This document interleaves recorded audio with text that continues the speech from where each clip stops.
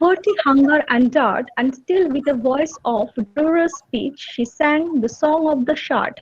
This song, actually, this particular poem, uh, was written in the context that a account of a widow who, unable to make ends meet by her swing, sold some of her master's possessions and was charged with theft. So this particular stanza actually reflects her wretchedness and her socioeconomic condition that actually pushed her towards this criminal activity, so-called criminal activity, if you say so. So the overworked condition of the seamstress is very visible in this poetry.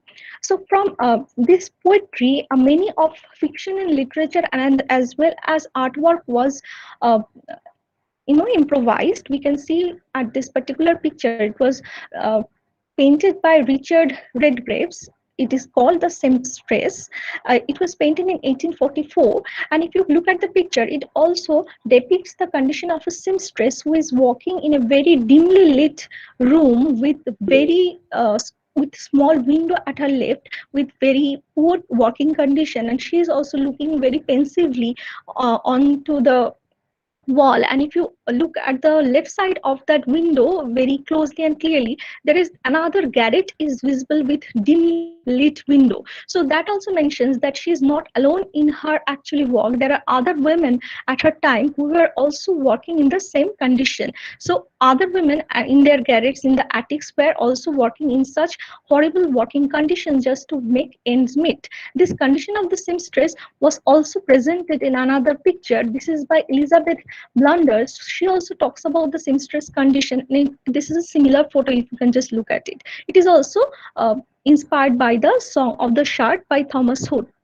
Okay, and now I want to bring to your notice this very important cartoon which was published in the Punch magazine in 1863 uh, because of an incident at an untimely and horrible death of a very young seamstress who died under dire circumstances of working long working hours and very poor nutrition and so on and so forth. And it called for a very huge controversy in that 19th century era, because we see, if you look at this picture, there is this woman who is fitting her dress. She's standing in front of the mirror, and in the mirror, instead of her beautiful photo or reflection, we see there is this reflection of a dead girl. So this dead girl in the reflection, the mirror, is representative of that woman who died, namely Mary Walkley. So this death of Mary Walkley actually started a lot of controversy regarding the working conditions of the seamstresses in 19th century England. Similar is this another photo. If you just look at it, in the late 19th century, 25 years after that Punch cartoon, there was another, this tailoring concept of dress was becoming in vogue. But even then, the working conditions didn't change for women in the needlework and the trade systems. Okay, now coming to that topic exactly, the novel that I chose for this topic is Margaret Oliphant's Kristen. If you all know, Margaret Oliphant is one of the non-canonical authors, barely neglected actually in her time, but now owing to revisionist work and feminist work in the 19th century, her works are now widely considered. So in her one of her neglected but very important novels titled Kirsten, we encountered the similar condition of a seamstress, and the eponymous heroine actually talks about great lengths, and she goes to great lengths to actually establish herself as a new woman. So we'll just take a brief inquiry into her world. So if you can just look at this slide, it shows her conviction at the very beginning. She's very adamant about her words. She says, I cannot settle to work, I will not. It is in the context that I'm just giving a brief storyline. The story is so and so forth that there is a family in Scotland, and they are called the Douglas family, and they earn a little estate. They have a estate called Darakamo, and they have three brothers and four sisters, and one of them is the eponymous heroine, that is Kirsten, and they all live there. But there is this discrimination, gender discrimination within the family, whereas the boys in the family are pampered and spoiled, and they are sent over abroad and they go to India to work, the women in the family, Kirsten, her sisters Jenny, Mary, and others, are actually neglected, and they are made to work and sew and actually do needlework in the family. So they are in a way breadwinners of the family by needlework, although they come from a gentry. So there is this also confusion there. But at the same time, they are the breadwinners, but they deserve respect. So from the very beginning of the novel, we see that our eponymous heroine is actually resisting, saying that if she wished she was a boy like her brother, and she would go out in the world and do something for her own. Now, I'm just mentioning few key points in the novel. Kirsten's transgression of the boundaries of the conventional roles. We see that she is a woman of conviction and resilience. So, when her father actually, against her will, uh, arranges a marriage with a man twice her age called Glengetcher, she actually flees the scene and she goes to London and joins Miss Jean's dress shop and starts working as a seamstress. So if you can just imagine, in the 19th century, even in today's world, it's quite a huge deal, because a woman fleeing her marriage, going against her family and the traditions, and going to a very new place from Scotland to London, and then from there she's starting from scratch and trying to establish herself as a new woman and as an individual. So that's her plight.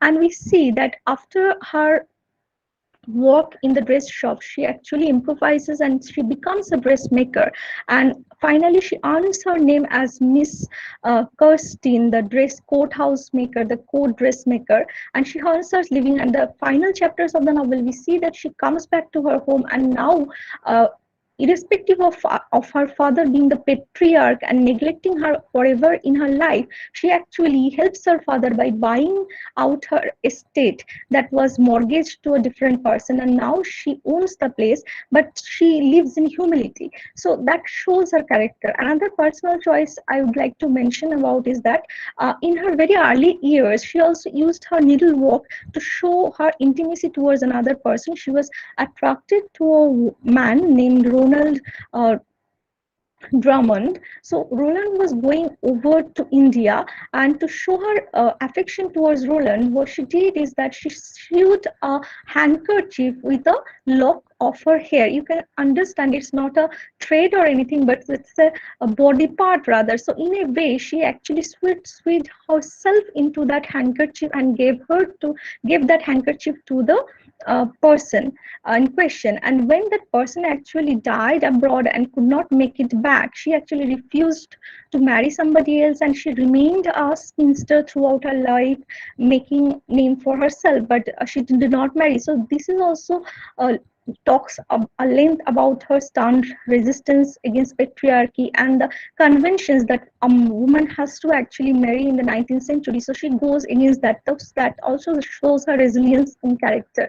And just to point a few things, during her work and stint as a dressmaker in Miss Jean's shop, she actually showed a great female leadership, and she showed that how in the dress shop she cultivated the woman to work along with one another. She created this atmosphere of sisterhood that even in the ravages of the trade industry and the sweatshop industry, if women stood by each other, they can actually achieve great lengths of things, and that happens. So that also shows that in the late hours, the trades were such that they walked in very tiny stuffed places, but we see that Miss Jean as well as Kirsten, they actually walk alongside the other seamstresses and help them by providing water, food, and refreshments, and sometimes reading, inspirational stories to them.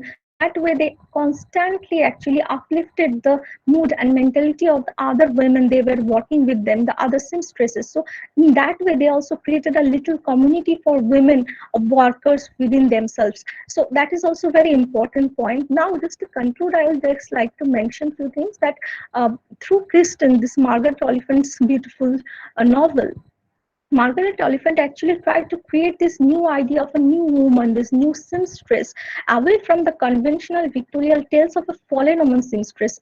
as I have mentioned early on my uh, talk there here today in the paper today, that the occupation of seamstress was mainly associated with fallenness, because as we have seen in many important novels such as Elizabeth Gaskell's Ruth in 1853, and then John Everett Menzies' Virtue and Vice in 1853, that many women who chose seamstressness or becoming a seamstress actually eventually fell into prostitution because of the social condition, because of the economic conditions. So actually, by writing this story, by writing about a seamstress who actually goes against the grain of the society, uh, Margaret Oliphant is actually carving a niche of her own and showing there is a possibility of a situation where if women walk for themselves, so if there is a sweatshop or there is a dress shop where the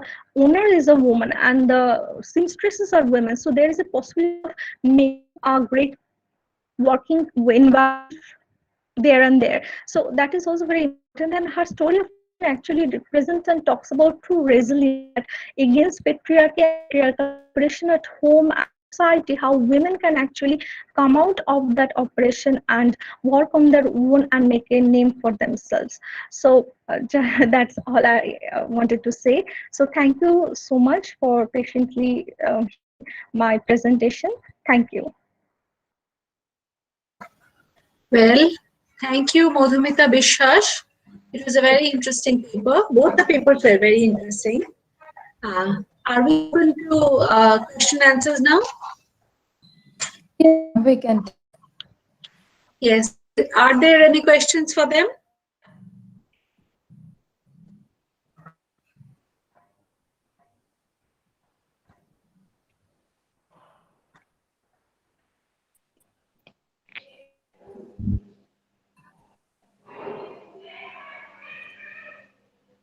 Is there Yes. any queries? If there are any questions, I'm sure both the paper presenters would love to clarify if some points come up. Well, apparently no. Apparently no. So I have one question from Anna Chaudhuri, who wanted to know the magazine that I referred to that says teenage girls have led language innovation for centuries. The name of the magazine is Smithsonian Magazine. SMIT, Smith, SONIAN. Smithsonian Magazine. And of course, if you're interested in language and women, there are many theorists who deal with language and women, like Robin Laffov, then Deborah Tannen, then Penelope, there is Janet Holm, of course, there were Deborah Cameron, and others. If you want to pursue if your research area is or interest is women and language. Right. So are we over with the session?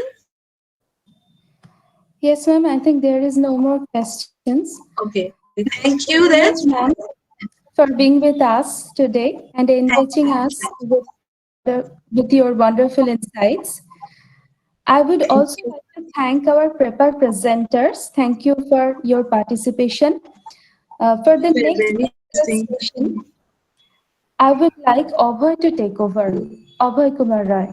Right. I will quickly say a very thanks. Really, thank you very much for having me. And I really enjoyed the session. I enjoyed both the papers and I enjoyed the session. Thank you for having me. Thank you very much. It was an absolute pleasure, madam, to hear from you. Right. Okay. Thank you, Deepanita and Aratrika. For the second technical session, we have among us today Dr. Samipendra Banerjee, Assistant Professor, Department of English, University of Gaurbanga. Dr. Samipendra Banerjee has been teaching English literature at the postgraduate level for over 15 years now. He completed his MPhil from Jadavpur University and his PhD from Vishwabharati Shantiniketan, broadly on historiography and politics of post-independence Indian drama in English. In 2017, he won the IFTR Conference Bursary Award to present his research at the University of Sao Paulo, Brazil. In 2019, he was selected in and completed a short course from the National School of Drama, New Delhi, and in 2021, he successfully attended a Songit Natok Academy funded acting workshop conducted by Shudrak. He leads the drama club of University of Gaurbanga, where he acts and directs theatre productions by the students. He has translated Brecht and Carol Churchill into Bengali and authored several plays. He is also on the editorial board of several peer-reviewed journals. He is presently working on an edited collection on pandemics and performance to be published later this year. He will talk on method, identity, and historiography in connection with reconstructing early stage actress histories. So, over to you, sir, and welcome to the webinar. Yes. So, good morning. It's still good morning. Good morning to all of you. Thank you, Abhay, for this rather generous introduction. Thanks to Malda College, to the authorities of Malda College, everybody on the organizing team, Abhay, Aratrika, Jyotirmoy, and the senior teachers, Anuradadi and Brototidi. So thanks to everyone for arranging this and for considering me as a speaker here. A very few since Abhay so generously, I would like to speak in a more informal manner. I guess I have minutes or so. Since Abhay so generously mentioned our club, which is part of the University of Bongo, and we theatre productions with our students. So I would take this opportunity, since there are many people here, to invite all of you to a performance that is basically tomorrow at 7:30 p.m. We have an online play. We have done this online play during the lockdown. It is called Natoker Moto, and it will be streamed on YouTube. So it would be nice if every time, because this is an online play, has got its you can watch it from the comfort of your home.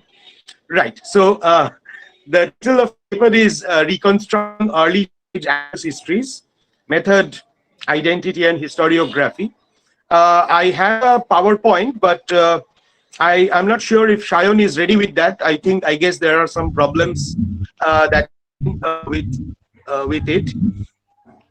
So, Shayon, are you there? If Shayon can manage the PowerPoint, fine. But if he cannot, then we can just talk about it. So that is okay. Now to set the tone, I was here from yesterday. I have listened to Professor Ketoki Dotto's wonderful introductory address, I would call it. I mean, she so brilliantly set the tone of the seminar. That was one. Then I heard Professor Anuradha Kunda speak of very contemporary issues. Prabhash Da speaking about certain, other very significant questions with reference to gender resilience. And then the papers were all so nice. Today also, Professor Zinia Mitra was speaking of the language of paradox, I would say, in a way. So we are being introduced to the several layers of gender and resilience, and in so close, yesterday was International Women's Day. So in keeping with that, I would now return to past. I would return to India's pasts. I would return to 19th century basically, and since I have been speaking basically on theatre, my key area of interest is the theatre. So I would be taking up these actress histories and the ways in which we can, represent actress histories as such. But at the same time, let me, also mention this at the outset that I haven't really spoken overtly about gender and resilience in that, because the actresses that I have picked up, and then I will, of course, foreground their works with reference to two recent theatre productions also. So actresses that I've picked up are self-explanatory as far as resilience is concerned. They're life itself is resilience. So I'm not really harping on that, but I would rather move towards ways in which we can see resilience in new forms, in new attitudes, in new avenues. So that is basically the task. Now, this brief lines on certain questions of historiography. Questions like, how does the theater historian reconstruct theatrical past? What are the forms of this representation? Okay, so and this what I want to. Okay, Shayan says that he is ready. So Shayan, if you can start the presentation here. I don't have many slides. Basically, I'll be talking briefly.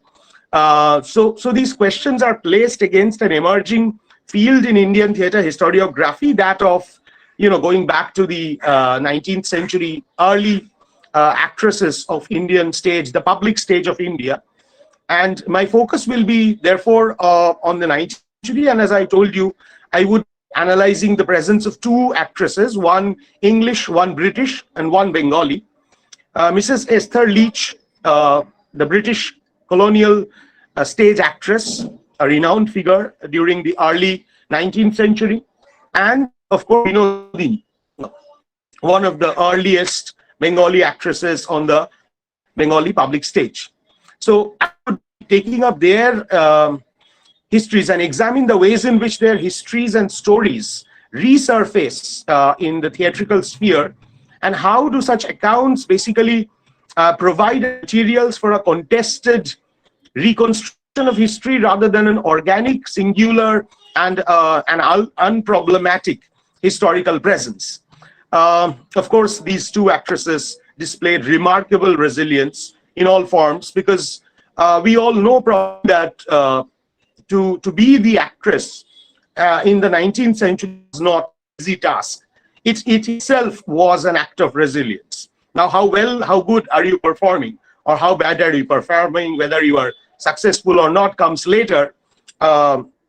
This itself, being an actress itself, is an act of resilience.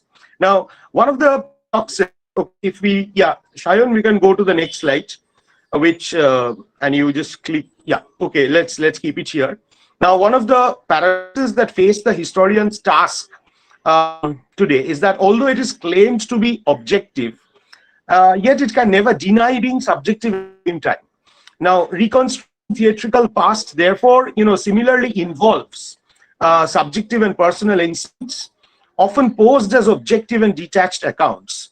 Now, when it comes to theater, the situation is even more curious, because theater has always been an ephemeral art. It dies at the instant that it is born. So here is the show, and then it's not there. To reconstruct a theatrical past, therefore, pushes us to the archive, towards the both towards the grand archives in libraries and museums, in the form of newspaper cuttings, in the form of recordings that are available, reports that are available, photographs that are available. On the other hand, also towards specific political parts, towards history, towards half-forgotten accounts. Okay. Now, theater history has often been understood as event recuperation, and I would like to quote Christopher Baum here, that the task of the theater historian lies in reviving, reconstructing, retelling the theatrical event of the past, and these events are normally understood to be the performances, aesthetically loaded events, lost the moment they occur, and once they lie beyond communicative memory, retrievable only through the archive. Now, Christopher Baum also refers to Max Harmon. Max Harmon was one of the leading, founding figures of European theater studies, who believed that the goal of the theater historian was to make a theatrical performance of the past live again in such a detail that if the financial means were made available, one could indeed present it to an audience without fear of provoking offense. So the sole task, or the major task of the theater historian, is in a kind of a reconstruction. Now, a theater production that is based on theatrical past does a similar work in reconstructing history from a certain perspective, and hence it is an important intervention. When it comes to actress histories, this has been a popular mode of historical reconstruction, aided by the archive, secondary sources, and other non-literary sources and methods. It is possible for a theatre group to actually delve into actresses and revive or retell such actress stories. However, there is, of course, a binary between what just to as actress history and actress story. The later performance reconstruction of popular actors of the past creates an actress story, okay, which is a popular and a moralistic reconstruction that confronts history into a new genre. According to Vishnupriya Dutt, the actress stories present moralistic and didactic treatment of the actresses who appeared on the Calcutta stage in the 19th century. An example would be Noti Binodini, the famous Noti Binodini, not the person, but the Jat performance, which is a reading of Binodini's life. It was first performed in 1973 and has over 5 performances. Okay, such a performance there goes a long way apprising an audience about a theatrical past that is not accessible.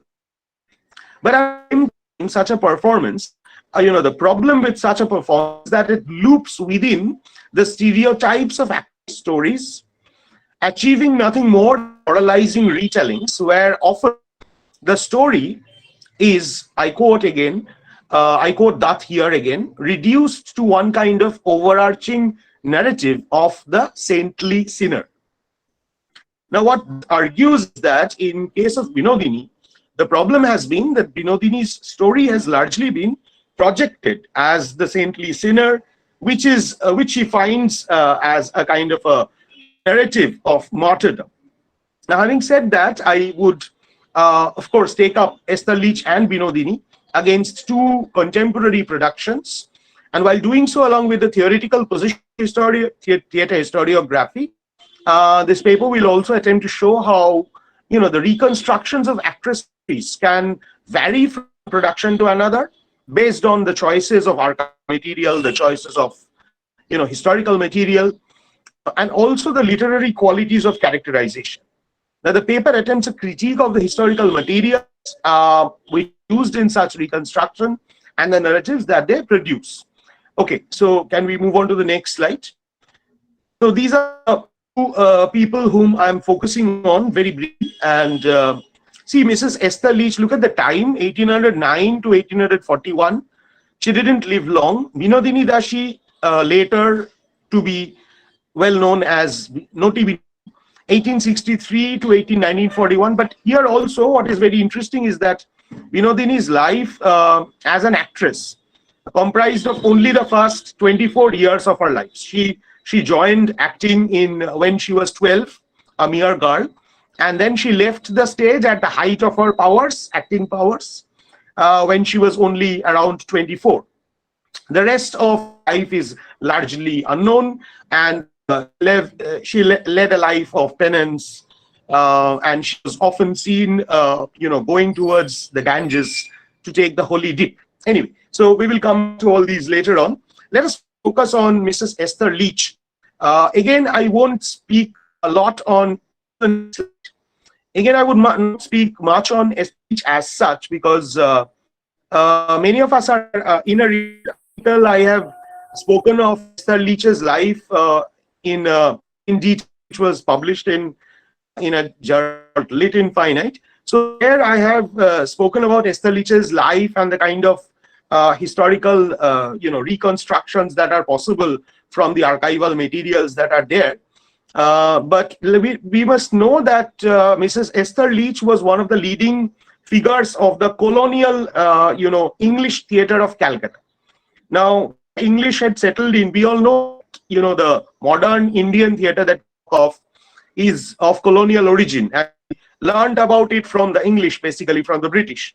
And in the later part of the 18th and the early part of the 19th centuries, Calcutta had a very vibrant and a very thriving theatrical culture in the form of the English theaters. Initially, the need setting up of these theaters was purely entertainment, and the British had everything. I mean, of course, the Englishmen had everything in Calcutta that could be replicated in terms of in connection with London. The only thing that they lacked was a theatre, and gradually the theatre started being built up. And Mrs. Esther Leach would rise as one of the major figures of English theatre. She would be a part of the Chorongi Theater first, and then after her, her farewell, she took after her husband's death, and she went back to London. But and that was also a very elaborately staged event.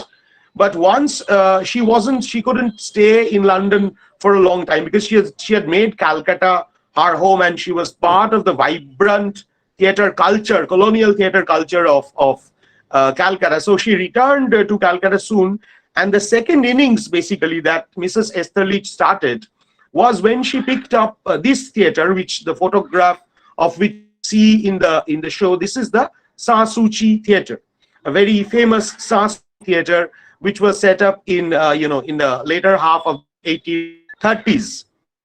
And the Sasuchi Theater was one of the major innovations in terms of architectural brilliance, and also in terms of the way the audience and the stage would be managed. Now, the Chorongi Theater, one of the interesting histories or stories associated with these theaters is that something that is very we find common across all nations, all countries across the world. During the 19th century, these theaters were burnt down. These theaters were often burned down because of fire. And I cannot but mention this little fact. So Sasuchi was created. Miss Esther Leach ensured that inside Sasuchi, smoking would not be allowed. Now, this was something that was very innovative for those days, because it was unthinkable for the Babu culture that period was representing, and for the Englishmen also. But even that could not save Sasuchi from actually getting destroyed by fire in a different way, because in a production of 1841, there were these two productions that were going on. Basically, one, the Mother of Venice, and then was the other production. I'm sorry, I cannot recollect the name. Just a minute. The Handsome Husband. The Handsome Husband was the other production that was going on, and there Mrs. Esther Leach's gown caught fire from the oil lamps that were kept on the side of the stage, and she was fatally injured. Bengal Hurkaru was a very famous newspaper during these days. It reported that there was no fear of Mrs. Leach's life, but again they were wrong, and she died from this particular injury. So that was a very tragic end to a woman who had spent her entire career in setting up, and not only setting up but owning one of the Calcutta theatres, and this has got direct connection with our Indian theatres. Now, I will quickly move on to a recent production by Howrah Srijan. Howrah Srijan has actually mounted their production Esther Leach very recently, which I saw at the Academy of Fine Arts on 21st December 2020. I mean, that was one of the earlier productions that started just after the ban on the theatrical gatherings was lifted. So, Shayan, can we go to the next slide? Yeah, this a photograph, of course, from their brochure. And you can see, I mean, those of you who can understand Bengali, Bisritir Otole Obhinetri Jibon is the title that they're using for their playbill. These playbills, of course, have a very interesting history by themselves, and can be seen as interesting paratexts in a kind of a reconstruction of that history. Ekok Obhinoy Taramoni Ghosh. I mean, this was a solo performance by Taramoni Ghosh. Now, I was pleasantly intrigued by the placard or the flex that I saw outside Academy of Fine Arts, because this was very surprising for me. Now, very little is known about Esther Leach, and only the very curious, theater historian would have a lot of interest in Esther Leach. So I was very interested in watching the performance. The performance, however, I mean, so to reconstruct a play out of whatever little archival material that exists, that would be a very challenging task in itself. Now, the performance was, of course, it drew upon some of the well-known episodes from Esther Leach's life and emphasized her journey in the colonial theatre spheres of old Calcutta, to her fatal injury in the fire that struck Sasuchi.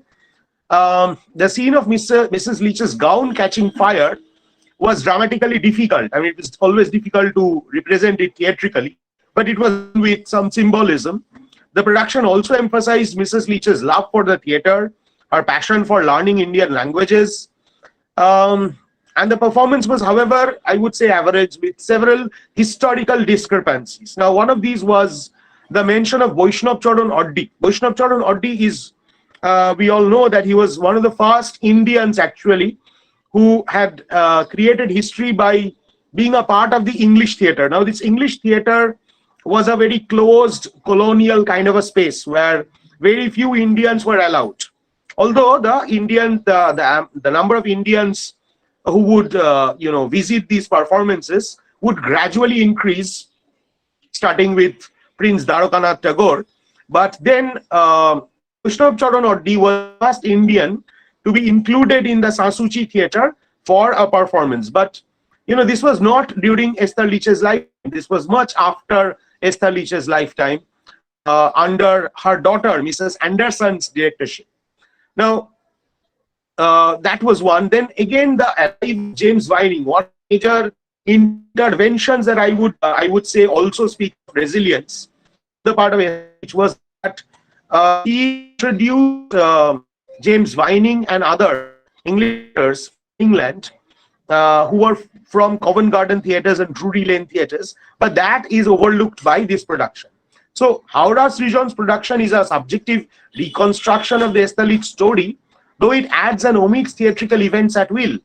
Moreover, the play highlights her martyred status as a woman actress consumed by the destructive fire, and therefore it misplaces emphasis and can hardly rework the magic that Mrs. Leach had cast on the Calcutta stage through her inimitable style of acting. A reconstruction of history in the form of a theatre production requires greater engagement with the theatrical public sphere vis-a-vis the life of Mrs. Esther Leach. The task in absence of archival material is an uphill one. So one good thing is that it at least brings back Mrs. Esther Leach from the archives of theatrical history into the performance space, and therefore is a commendable effort, but the production lacks in the strong and nuanced historicity that can be demanded from such a subject in theatre. Now, premising on this, I move over quickly to Vinodini. And okay, the next slides. So here we have a very different story altogether. The entrance of the the woman in the public theatre of Calcutta, which was also the first kind of public theatre in India. Simultaneously, this was also happening in Bombay. So the two colonial port cities were where English theatre was introduced were also seeing the emergence of a new Indian public theatre, and the emergence of the actress itself is a very interesting feature. So I'm not going into the history, but this was when on 16th August 1873, Bengal Theatre had introduced 4 women.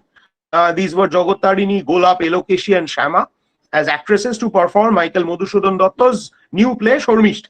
Now, Michael Madhusudan Dutta had always been instrumental and one of the major leading figures who had insisted on women joining the stage. But there was a lot of public debate across Bengal. And if Michael Madhusudan Dutta was so keen on introducing the women as actresses, his friend, the illustrious Ishwar Chandra Vidyasagar, who was on the committee of Bengal Theatre, resigned once these actresses started appearing on the public stage. So Vidyasagar, strangely enough, was strongly opposed to the entry of actresses. Of course, he had his reasons. We don't have time for that. So Binodini's popularity. Now, of course, we all know Binodini's or the story associated mostly with Binodini, that Binodini she shot to popularity, she rose to fame under the tutelage of Girish Chandra Ghosh, whom Binodini always respected as her master, as her teacher.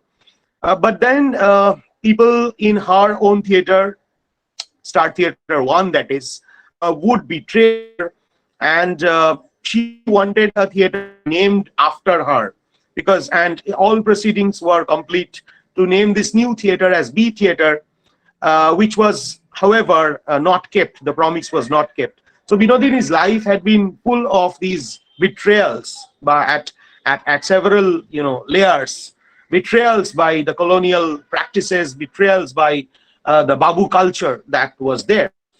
Now, how do we reconstruct Binodini's life for that matter? And one of the, as I've already pointed out, how this Jatra performance of Binodini's life, Noti Binodini, which was actually by Noti Binodini, the most famous Jatra actresses.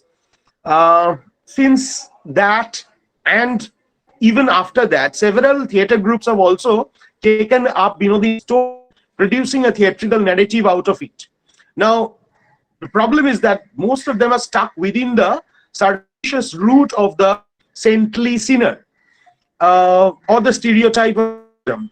And part of the complex response to the Binodini story lies in her in the autobiographical writings that Binodini produced.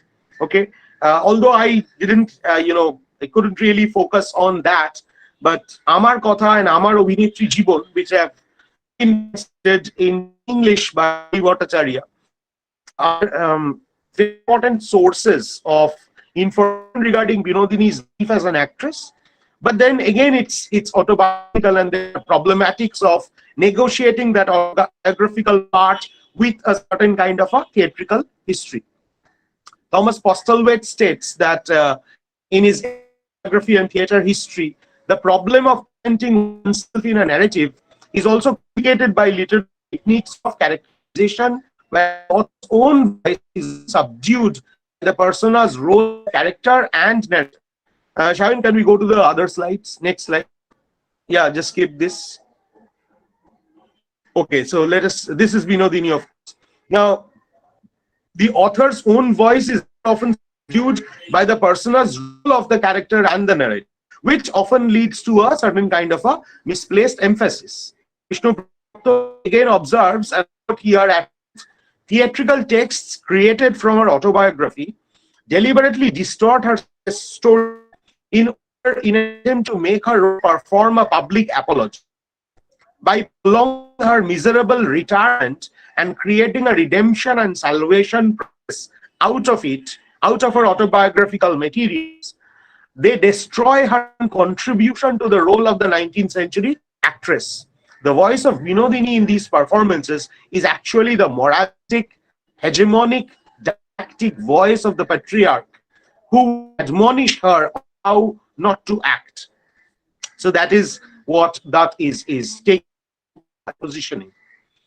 Now, last of my talk would be about a different production, which sets an alternative, space, which creates an alternative space in terms of a theatrical reconstruction of the life of.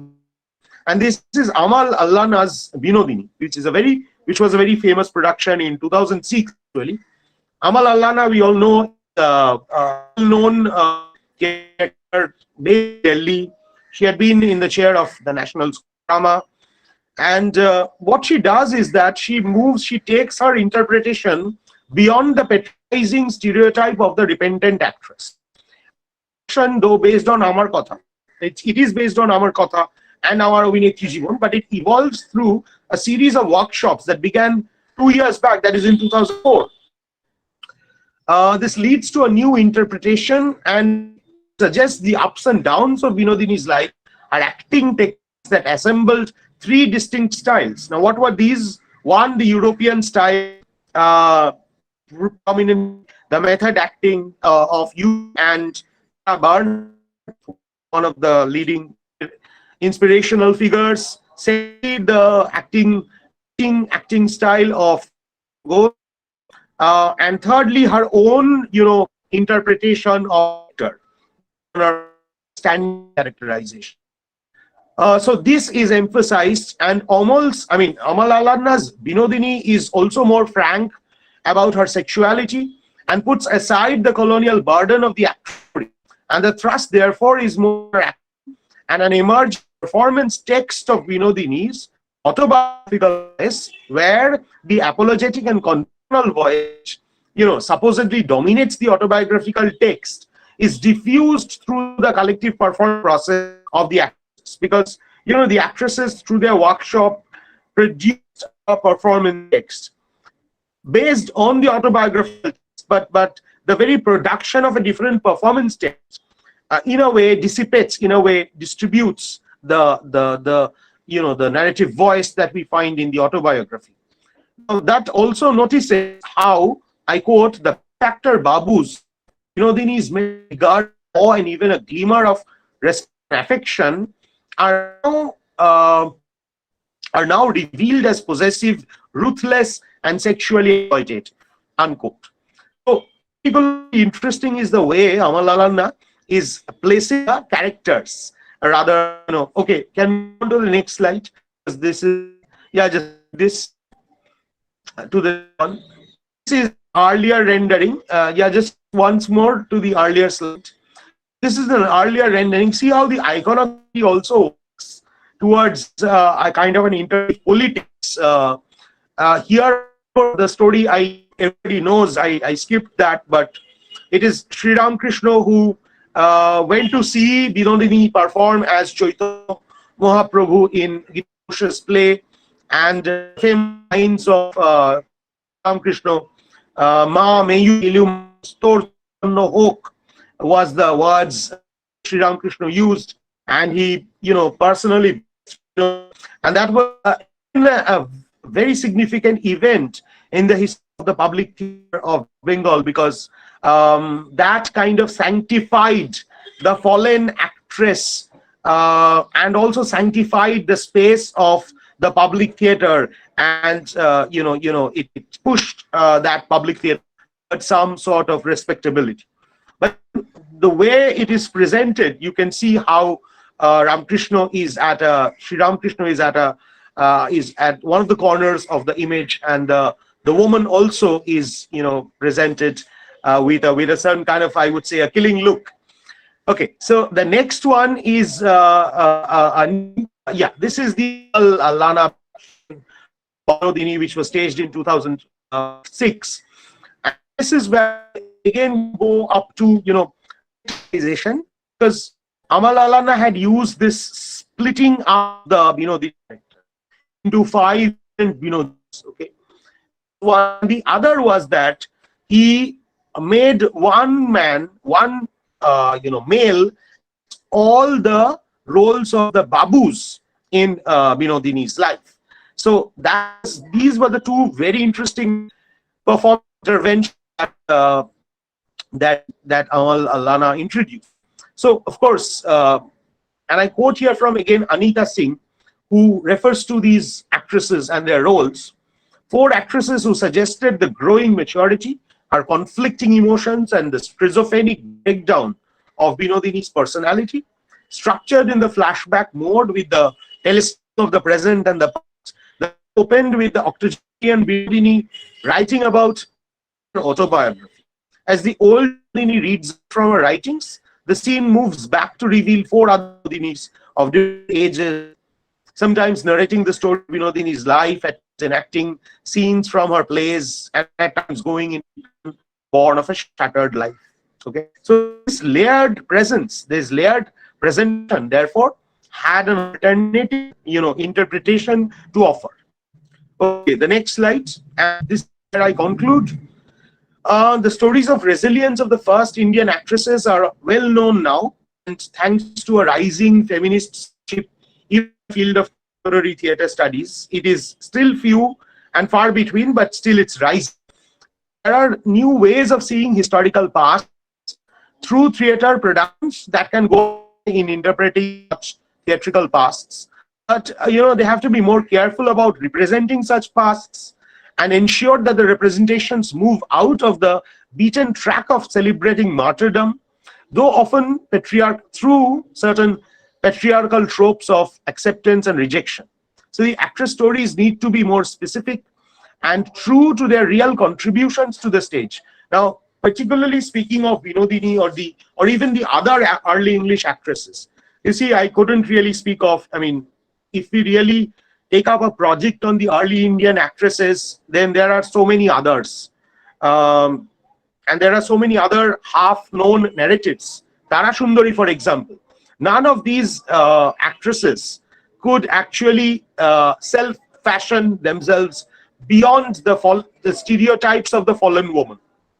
And this was one of the problematics, whether it is Binodini's long, life of penance or something else. So, what I'm trying to argue is that part of the way in which Binodini is represented lies in her redemption, her penance, which in a way again justifies the kind of patriarchal violence done to her.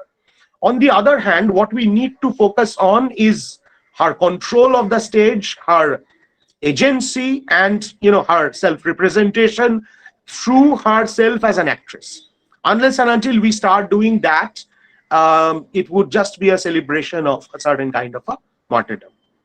Okay, so I think that is it. My friend Kavitha Gopalakrishnan will be speaking after this. Thank you everyone for patiently listening. Thank you. And thank you, Sharon, for making it your presentation. Yeah, thank you so much, sir, for such an informative and captivating presentation. And thank you, Shayon, for helping sir with his presentation. So, is there any query or is anyone who would like to come up with a question? Yes, Samipendra, it's a nice presentation. However, your talks made me remember that film Abohman, Rituparna Ghos's Abohman. What did you say, about the presentation of life of Vinodini there? Now, ma'am, I don't really recollect that right now. Okay. Able to comment on that. I was thinking of, there are several other renderings also that I could not really touch upon. Okay. But yeah, I really won't want to comment on that right now. Okay, so I think we should move on. There are two participants who will present their paper in this session as well, and this session will be chaired by Dr. Samipendra Banerjee. The presenter, just like the earlier session, will have maximum 8 minutes each. So again, I would like to request them to take care of that. So over to you, sir. And if you want me to introduce the presenter as well. So do you want me to introduce the presenter? No, it's okay. I have the schedule in front of me. So I think it is Chitrolekha Bishwas, Right. And Priyanka Basu. Right. Okay. So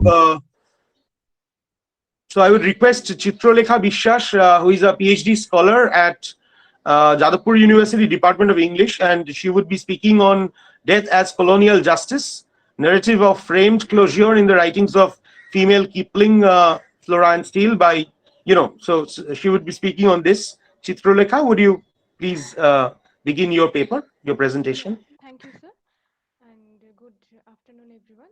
So today my topic is Death as Colonial Justice, narrative of framed closure in the writings of female Kipling, Flora and Steele. Death is an unknown mystery which plays an important part in human life and existence.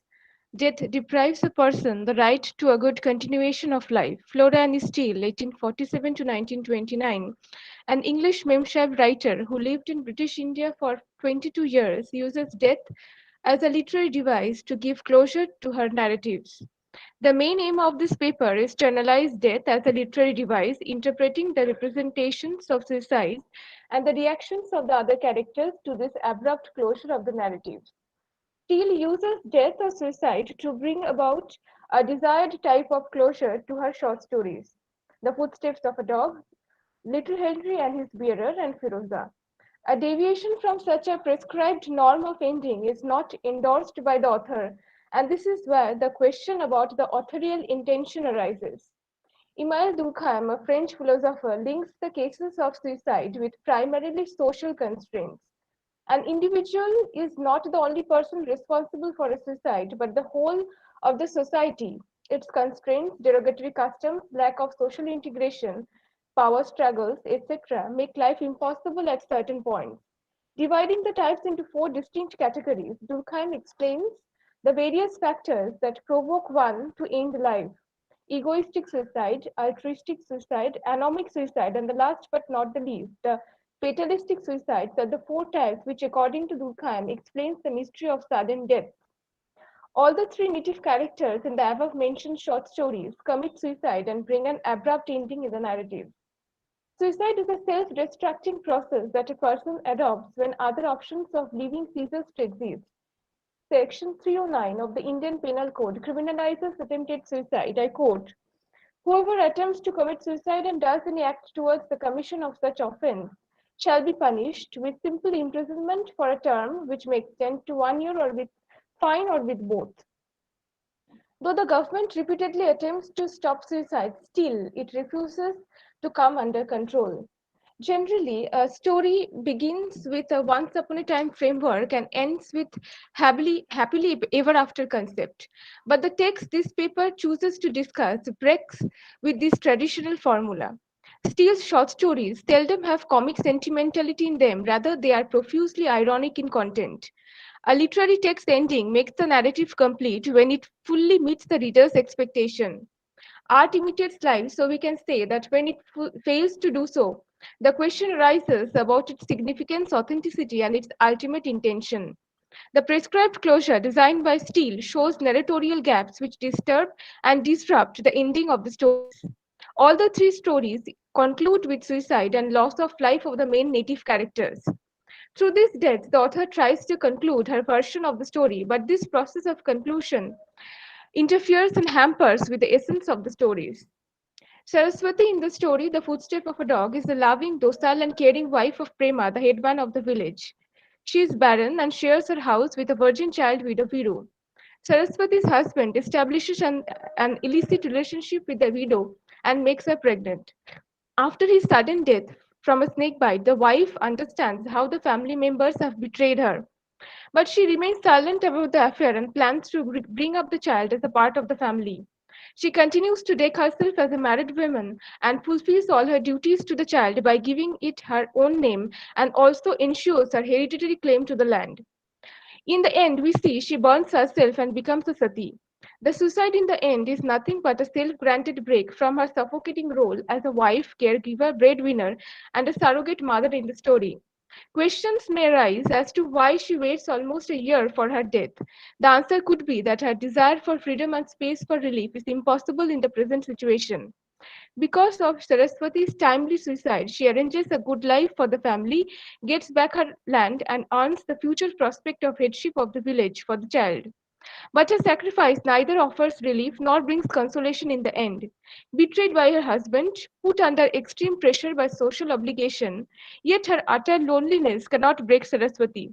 Her death disentangles her from the institution of marriage and grants her the desired freedom. The plot could have adopted or attempted to rescue her and restore it to some happy ending, but the author failed to understand and think empathetically here. The author's nihilistic approach to Saraswati's life creates contempt and repulsion in the mind of the reader. Running from her own state, her fearless submission to the flames make her a winner even in her death.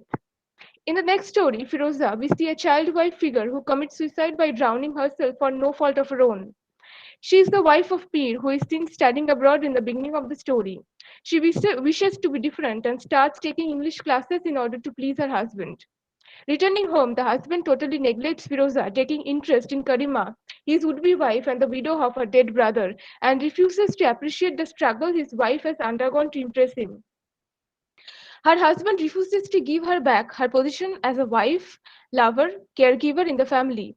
He prefers to take an uneducated wife than an English educated one, and we see that she kills herself as if to show her protest to remain in the second position in the house. The stress of rejection after such amount of hardship is too much to her delicate nerves. Shocked by such a change in situation and failing to get any assistance even from her teacher, Miss Smith, she decides to end her life by drowning herself in the well.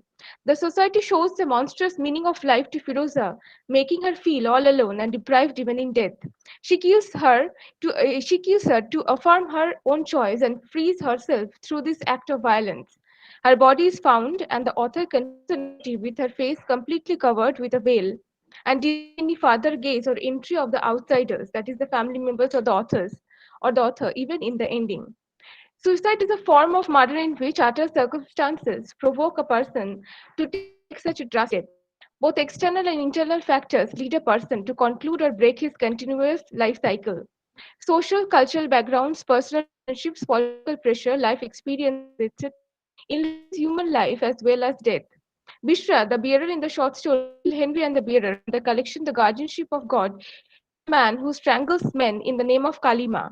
Bishra has taken charge of little Henry and has become a selfless, caring, overprotective, and trusted bearer in the British household. But the story goes on to reveal that he is a cold blooded murderer who kills human beings by strangling them with his scarlet noose and offers them as a religious offering to save the life of the British child. He does it several times and in the ending confesses his crime and pleads for hanging by death as a punishment. In the meantime, the baby falls severely ill and dies, but no one informs him of the news. The doctor and the other members of the household shows no interest to inform him, and he strangles himself to death in order to keep his religious vow of saving the child. He is drawn as an exceptionally emotional, selfless figure who, in the end, is not rescued by Steel. Suicide is a form of murder and is a punishable offense in society. But we see how easily the author prescribes death as an ultimatum in her stories.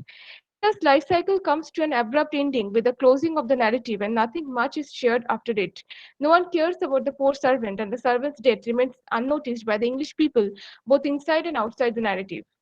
The close-up scenes of short stories of Flora and Steele are brief and interesting. Steele creates the ending to make it acceptable to her ideas and thought processes. Steele brings in her narrative a combination of hatred, imperial stigma, and violence to create a suitable background for her suicide. The death of Saraswati Vishra Firoza underscores frustration and anxiety and creates a moment of helplessness in the narrative which is not acceptable. The characters is easily persuaded to fall in the trap and comic suicide as desired by the author. The beginnings of the stories are positive, arouse expectation of better plot, but in its closure. The ending is quick and comes without any notice or previous warning. The highly charged climatic death moment of the text comes and ends the narrative cycle. Steele's narrative style attempts to solve her problems, but the truth is that she utterly fails to satisfy her readers. The suicides do not bring out any particular solution even to the characters still living in the pathetic situation. The voice that we hear in the end of the story is the powerful authorial one who is resolute about her mission of closure.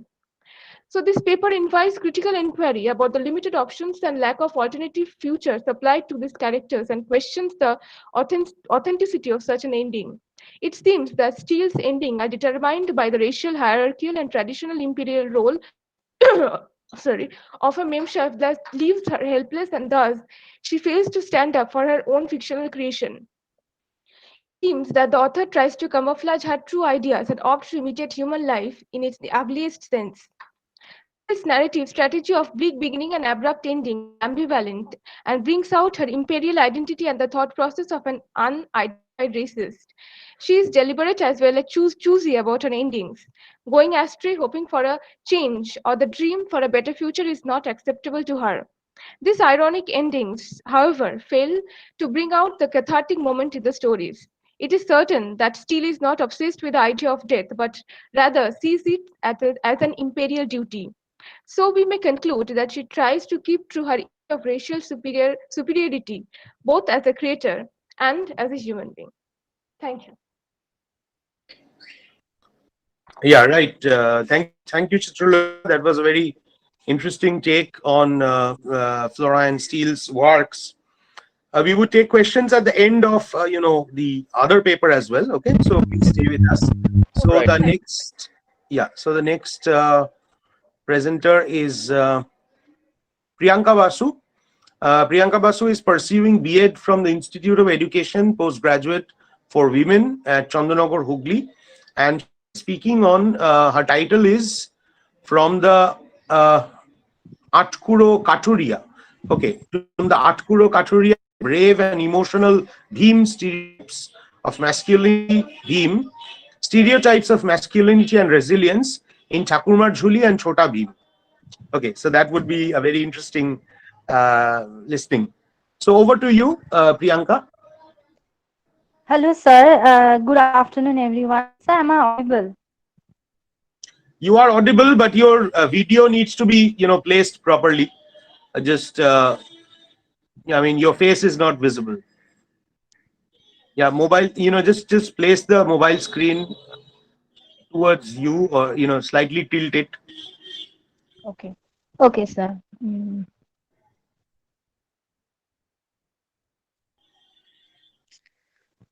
Sir, am I visible? Uh, Not. Yeah, now it's okay. Now it's okay. Um, okay.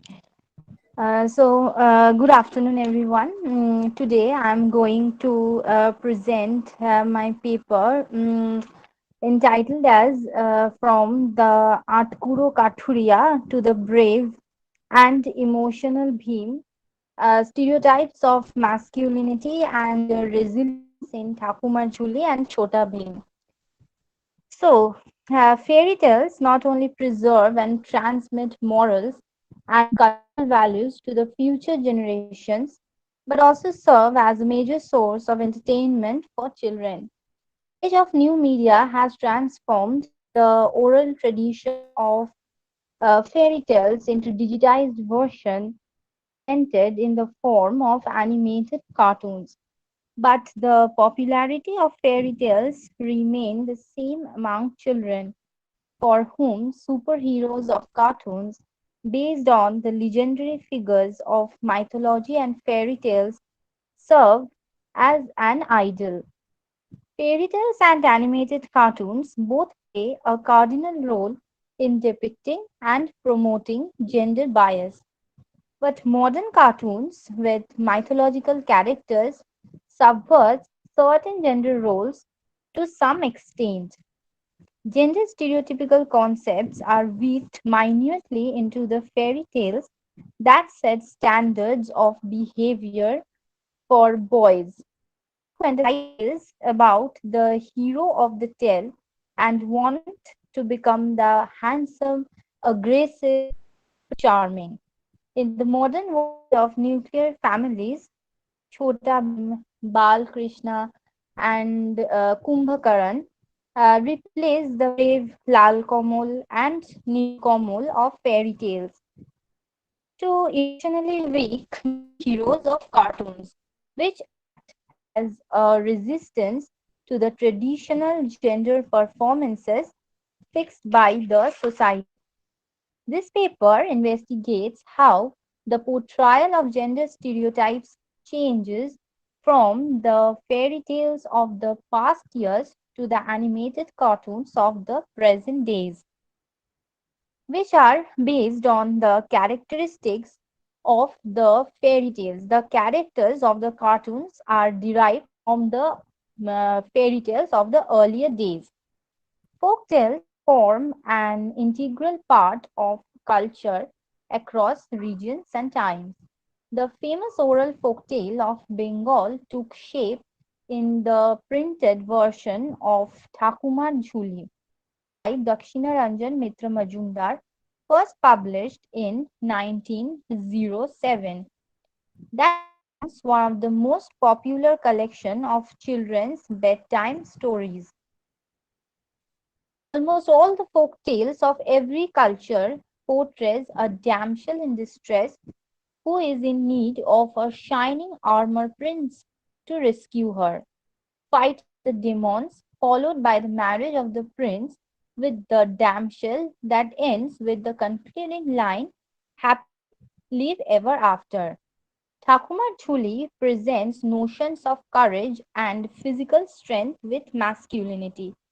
In Kolaboti Rajkonna, one of the 14 stories of Thakumar Jhuli, the prince undertakes a dangerous journey to bring the princess her costly and valuable gems. The line shows that Kalabati রাজকন্যা মেঘ বরণ কেশ তোমার পুত্র পাঠাও কলাবতীর দেশ. Princess Kalavati has long black hair. Send your son to the country of Kalavati. Why will the prince travel to a far unknown country for the sake of a princess whom he even doesn't know? Men need to risk their life crossing the 7 seas and 13 rivers to save the princess just to prove himself to be a true man. In another story of Thakumar Jhuli, Shit Boshanto, the Swayamvar was arranged for the princess. Princes from the different parts of the world have come with the dream of becoming the bridegroom of the princess. But for the selection of the husband, the mandatory quality is having wealth and power. কত ধন, কত দৌলত, কত কি লইয়া, কত দেশের, কত রাজপুত্র এসেছেন. Many princes have come with huge amount of wealth and valuable gifts. In order to marry the dream girl, men need to be rich. Even the princess also determined to marry that prince who could bring her the elephant pearl. রাজকন্যার পণ, যে রাজপুত্র গজমতি আনিয়া দিতে পারিবেন, রাজকন্যা তাহার হইবেন.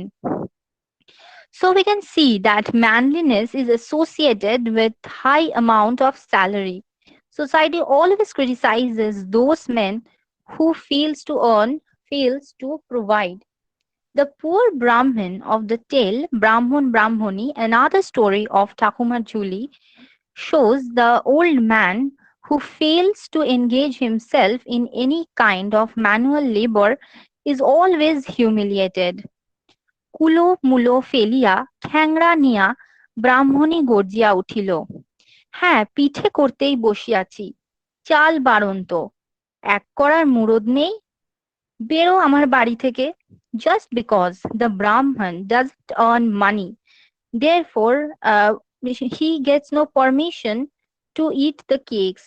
Moreover, we heard such kind of phrases like boys. Priyanka, Hmm. Priyanka, just one thing. I mean, can we summarize this part and move over to Chota Bhim part? Because there Yeah, are okay, sir. non-Bengali listeners also. Yeah. Okay, sir. We can see that that Thakumar Jhuli, which is a fairy tale, a Bengali fairy tale. There we find that masculinity, how it is associated with different characteristics, just like femininity. However, in the recent world, electronic media plays an important role in transforming the oral and printed version of folk tales. Tales from myths with superheroes achieved tremendous popularity in the immense television industry. Chota Bhim series on Pogo is not only famous in India but many other countries of South Asia and abroad. The cartoon is based on the adventure of a 9-year-old boy Bhim and his friend. The character Bhim is inspired by the legendary hero Bhima, one of the Pandavas of the Indian epic Mahabharata. Although all the episodes portray Bhim as a muscular hero who saved Chutki and his other friends, but this cartoon offers some resistance to the gender stereotypes also, where we can see that Chutki, a girl of 9 years, is seen to take part in wrestling and cycling, the games which are typically considered to be fit for men. In the episode of Kalia Ki Band Baja Dungi, we see Indumati and Chutki fighting with Kalia without the help of any other male characters. In another episode, the brave Bhim is seen in the kitchen cooking delicious food. Chutki is a permanent player in the cricket team of Jaipur. So here we can see that the angel in the house concept is subverted to somehow, while Chutki rescued herself alone from the grip of the villain without the help of Bhim. Although there are few examples of resistance towards gender stereotyping in the modern cartoons, but still things are changing day by day. As fairy tales and cartoons both influence the young children heavily, the portrayal of hyper masculine men receiving rewards, emotionally and physically weak men getting punishment affects children long after the fairy tale is over. In today's world, where women are earning their daily breads by driving auto rickshaws, and men where they earning bread by showing by as while their role are Bharatnatyam dancer, boys are also coming in this field. Then why does the gender stereotype still persist in fairy tales? As an episode of Chota Bheem portrayed, the hero Chota Bheem is crying for his friends. Similarly, the modern fairy tale should also give more power to the female characters. The story of Lal Komal and aggressive princess must be altered. The story of beautiful Cinderella must be changed. Nowadays, fairy tales are being modified into films, animated cartoons, and webcasts, but the ancient tales must be modernized and modified with changes in order to create real human beings rather than the ideal ones as the fairy tale shows. So, I would like to conclude my paper. Thank you, sir, for organizing such a beautiful webinar. Yeah. Thank you, Priyanka. Thank you very much. So I think there's some feedback that is coming. If the others can please mute themselves for a while. Yeah. So so Priyanka's paper was also on masculinity to a great extent, and the way in which the cartoons today differ from the erstwhile Thakurma Jhuli presentations. But in a way, stereotyping is still on. Yeah, I liked this presentation very much. I mean, both these presentations. But I mean, for as far as Priyanka is concerned, let me just start by the kind of examples. You need to bring in your examples more closely.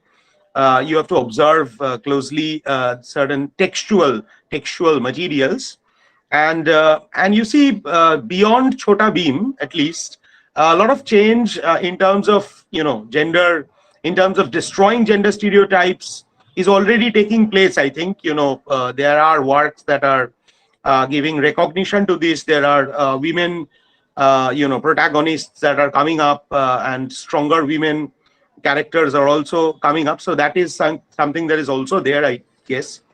Yeah, so that is something. And back to Chitrolekha. I'm sorry, is it? Yeah, I hope I'm getting the name right. Yeah, back to Yeah, Chitrolekha's paper. Chitrolekha, it was.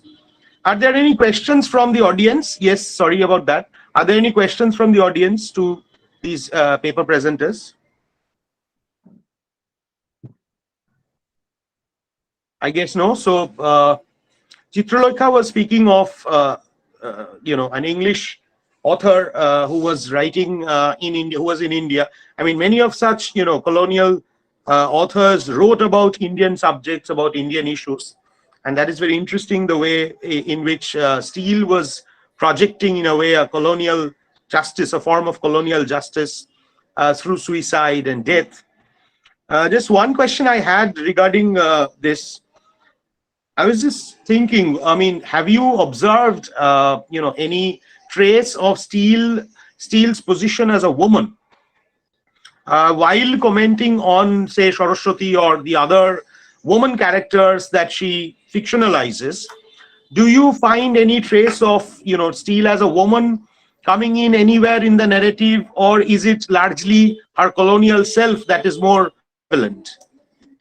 sir, because I think while I was just reading Flora and Steele's text, because she is also my author for my PhD research. So I think that she is a little bit, maybe a little bit confused about her own writing, because on one way she is very much indebted to the native women characters' roles and their sufferings, and she's very interestingly writing about them also. And we see that before her, there are many memchefs who are coming to India at that time, and also writing about the native characters and also about the women characters. But she is more intricate about thought process of the native women characters of her text, of her short stories, or in her novels. But I think while I was just reading her text, I think that she should be a little bit more, she is a little bit more ambivalent towards her attitude towards when she is not sure that what kind of role she should take. That always she is in an ambivalent kind of Yeah, mode. yeah. And I then understand. Yeah. confused. Yeah. So I think just by way of suggestion, I just cropped up in my mind that how she is negotiating herself as an author and the kind of subjects that she's dealing with, and her own the point that you just mentioned, her own paradoxes, her own ambivalences towards this status itself as an author.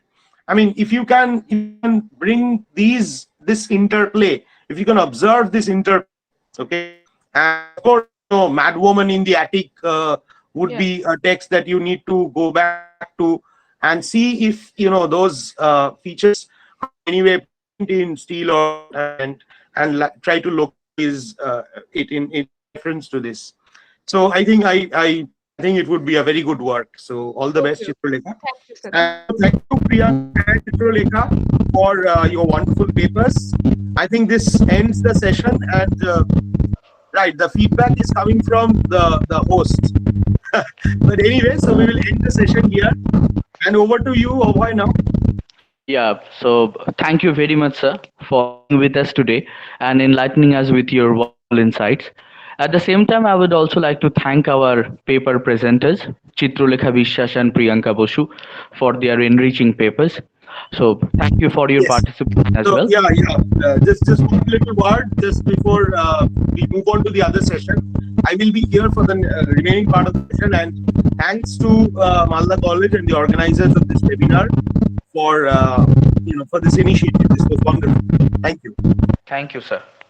So for the next technical session, I would like to pass the bill to my colleague Jyotirmoy. Yes. Thank you. Good afternoon. Welcome to the third technical session of this two-day webinar on gender and resilience, issues and perspectives. The esteemed resource person for this session is Dr. Kavitha Gopalakrishnan. Dr. Gopalakrishnan is an assistant professor at the Department of English, Basilius College, Kottayam, Kerala. She has to her credit publications in several national and international journals and edited books. She has been the review editor of the international refereed journals WAC and IJML. The title of her presentation is Instrumentalizing Resilience, Commonalities and Complexities. So, Madam, welcome to this webinar. We are looking forward to hearing your scholarly lecture. Now over to you, Madam. Thank you so much. Thank you so much, Jyotirmoy. At the outset, let me thank, am I audible? Yes, ma'am. All right. At the outset, good afternoon, all of you. Thank you so much for having me in your seminar of this very prestigious and very known college. I'd like to thank the chief patron of the seminar, Dr. Manas Kumar Badia, the coordinator, chief coordinator, Hotmar Roy, who called me up, Atrika Roy, ma'am, and Jyotirmoy sir, who just now introduced me. Thank you so much. I'd also like to thank our previous speaker, Samipendra Banerjee sir, who introduced me to Ahoy sir. Thank you so much at the outset. I am very much aware that I'm the closing speaker, so I'm at a fix as to what I should say, that these renowned and very erudite speakers haven't spoken yet. But hence to give a sum up of what could be the road ahead for any student and researchers that are here. So with your permission, let me present my presentation, the slides we have prepared, and speak together. May I? Please, ma'am. Yeah.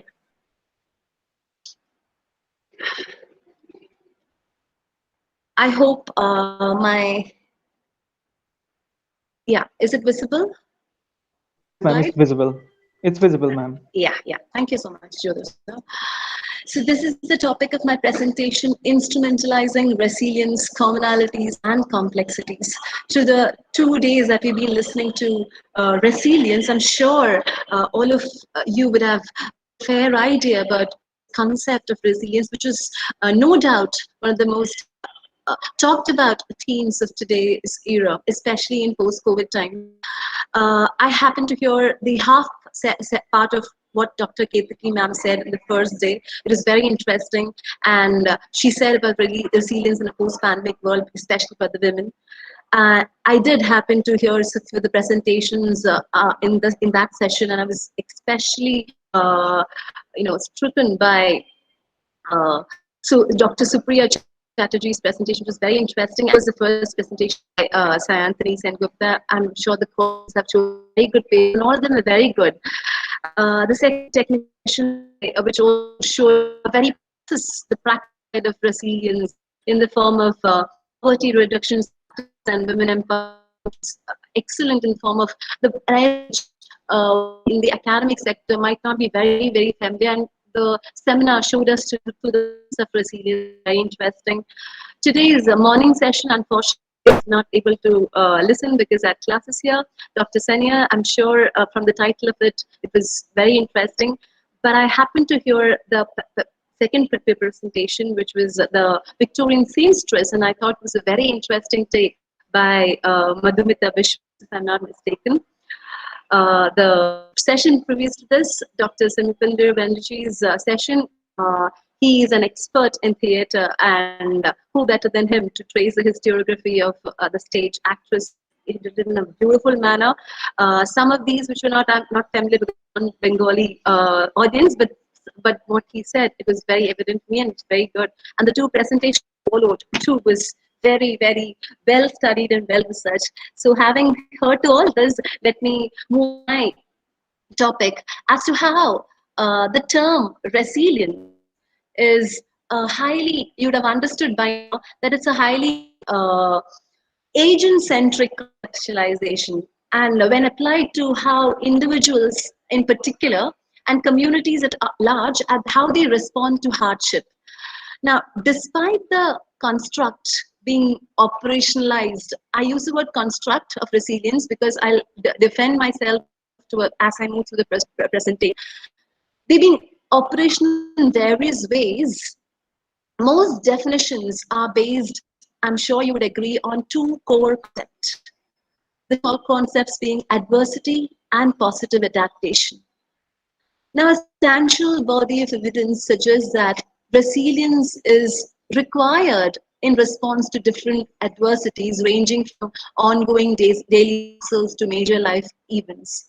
But before I go on with this, I'd like to go as to where we are heading with this presentation. Through this presentation, I'll be first taking us through these areas. First, we'll take on a lexicological pilgrimage on the contested of the term resilience. Then we'll quickly move on to how resilience is a practice every day for the benefit of any scholars or students here, so that we know what theoretical text to get into to study resilience on an everyday basis. We'll then, I will not ponder on the third topic more because we heard about women and others. We'll just how resilience and gender norms, how they're connected. And are we moving on to a resilience burnout would be a question which I would dwell or drop in. And then we'll quickly see how resilience, is it, or we just question ourselves. I don't have an answer. We'll question ourselves whether it's a neoliberal project. And then we'll move on to conclusions.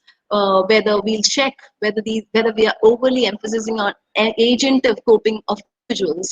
And is this cutting out any attempts to reform the so-called resilience?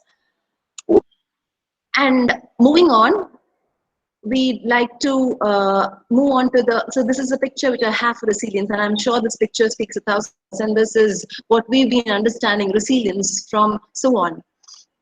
Now, what people say, basically, the greats say that they are either process of capacity of outcome of successful adaptation, or they say their resilience is a dynamic process of encompassing positive adaptation, or we say that they are personal qualities of people which help them to thrive in face of adversity and more.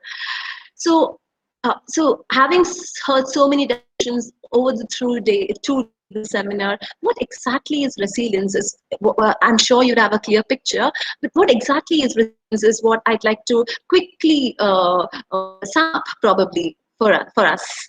So as I said, the concept resilience, it refers to capacity of individuals or subjects to recover from suffered adversity. And we're sure, but the subject several interpretation needs to be put into some kind of examination so that we don't risk into some toxic slumber. Hence, the key questions that we'll have to probably include is that why is there an interest in resilience now? What may be the inbuilt assumptions when I refer to resilience talk? What is omitted within main leading resilience discourses? These are questions that we could ponder through the seminar, through the 2 days, and more beyond, maybe from tomorrow. So to examine all this, I thought it was absolutely necessary for us to take a lexicological pilgrimage to better understand the word resilience. Its current popularity makes it very hard to believe that one of the original linguistic definitions of the word resilience was very negative, very contrary to the current very positive connotation. It was very negative. It meant going back on one's word, or the act of reconciling meant to renege on a verbal agreement, to satisfy a verbal agreement, going back on one's word. So the linguistic leap from this original 16th century meaning to the present day definition is an example of how words and scientific terminology are subject to transformation. And in the case of scientific concept, these transformations can bring up some aspect of reality too. As much as in English, in French too, the first meanings of resilience in 16th century were related to withdrawing from a verbal agreement. And the French verb resilier and the English word to resile, then the same then. In 17th century, this came to be normally mean resilience and resiliency when the other meanings began to emerge, as that were those related to physics, how sound waves rebound, and and then other meanings closely related to human behavior. You have a critic from Henry Moore, who in Divine Dialogues used this word resilience to mean the act of rebounding or recovering from misery and sin, thanks to divine providence, whereby sinners' capacity to reach ascetic perfection was tested. Until 19th century, the sense was coexisted and with alternative meanings in the field of morality and related to soul, and which could go one extreme to the other, from repentance to sin. But in the 19th century, however, the meaning of resilience would develop further, as we see now, further within the field of material physics, where it meant elasticity, ability to return to the original shape, and the present meaning of resilience probably emerged in French and Spanish in the 8th century in relation to its use in. And although parallel developments saw application in human behavior, this occurred for the individual as well as the national collective. And now the posterior uses in communal response and other natural catastrophes, or resilience to, for example, Japanese resilience over the face of earthquake, of etc. Hence, this meaning of resilience as a recovery from adversity consolidated in the English language progressively, and then it lost its religious connotation. In much the same way, the purpose of this presentation, the closing purpose presentation, is to reorient the concept of resilience so that it better encapsulates how it is related to the social context within which action unfolds, as well as its collective and group nature. This means that a new addition, a re-edition of the complex relation between agency and structure, or the relationship between the subject and the agential capacity and the social context all should be into examination. So the term potentially is important because it draws attention to various ways in which how people will react to life events, and hence there's a need to resist resilience talk being uncritically incorporated in sense of people's parlance. So now, as I said, it comes for a very advanced understanding of resilience and the spaces with which it's formed and transmitted. A range of criticisms can be directed at the concept of resilience because its conceptualization and its operation. First is the fact that resilience is often it's becoming uncritically incorporated, as I said, into the sense, and because it is, we'll try and look at how it is, how working. So moving on, we can see, I hope you can see my slides. So what are we really working on? We're trying to see how the fact that how resilience in its operational and conceptualization, the fact that resilience discourse could be a discourse laden with frequently unacknowledged value judgments and unquestioned assumptions.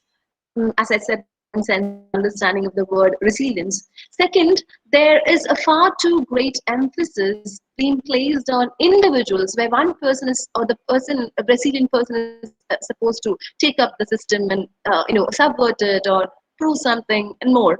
It's so structure. Third, there is this thematic. This is a question that we ponder on. We should look on whether there's any thematic unity which unites aliens with a more encompassing politics of New York. So we shall try and look at all this and more throughout the course of this presentation. Before the first step to let me take resilience and look at how it is used in the practice of everyday life as strategic and a tactical. So there are some misconceptions in every life. There are misconceptions equating it with competence, recovery, and adaptation. Now, competence evolves from normative developmental trajectories, how people progress with given age. Now, resilience is reified by positive response to adverse conditions. Nevertheless, resilience and adversity constitute a symbolic diet. Competence need not have adverse scenario coming into place. Recovery with connotation coming back also is constantly confused with resilience, but as a result, recovery is often bouncing back, but resilience is always bouncing forward. Then much of the psychological literature considers adaptation to adversity as demonstrating resilience. So there's a marginal difference between the two. The overall resilience on adaptation tends to cast the positive adaptation despite adversity. Now, we're looking at despite adversity, we are looking at positive adaptation to adversity. Now, resilience differs in its transformational change in its individual environmental system despite the constraint of the structure. So let's see how the resilience to structural objects could be addressed in everyday life. Now look into everyday life. For that, let's go to Bodo and then to Michael Lisa too. Now that structure is something that human beings create and maintain a transformed structure. Therefore, over-dependence on system itself is no different from contempt towards human agency. Now, over-emphasis on human agency too, however, is equally partial, because then it's impolitic because it tends to exaggerate human power. On a and on their own terms, neither human power nor system force seems to likely to construct a robust resilience process. Instead, resilience unfolds within the human system interactions. Now, to dissolve all those antinomies between agency and structure, Bourdieu tried to sociologize resilience, believing that it has a potential to spark reflexivity. It's called reflexive sociology, and bring transformational change. Now, central to Bourdieu's oeuvre is this relational, independent triad that I've put there on my screen here. It's a triad of field, habitus, and capital.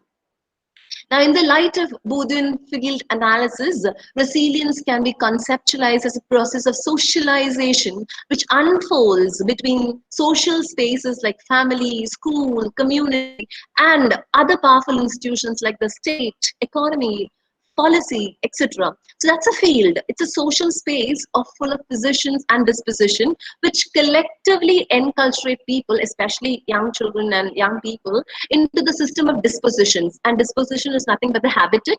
It's a structured and the structuring principles that decide how, why, how we should be reacting, engaging ourselves, and endow them with a set of capacities. And this capacity, the capital, defining power of social positioning, economic and social. So the economic capital could be the thing. Social capital could be our educational, institutional affiliation. Social capital should be the contacts, our friends, our peers, and more. So all this spur positive responses to adverse conditions and spark proactive reflections on symbolic violence, stimulate a powerful revamping of the structural constraint. Through all this, we can navigate through the structural constraint and steer transitional change in dominant fields, is what Bourdieu believes. Example, which happens to be an example of resilience in Bourdieu in terms of the practices that address habitus as a critical component of resilience. To be precise, like how certain indigenous communities in Indian Ocean Pacific Islands, especially after tsunami and more, this tsunami is for us a recent memory, but for them, for people who've been in such very precarious situation, for them it's part of their social memory, and social memory of catastrophes just stored and propagated through generations after generation through myths and oral tales, and this is converted into resilience, into natural disaster for their community. So these fields, these triads of habitat, capital, and field could be one of the many ways in which resilience is embedded in the everyday.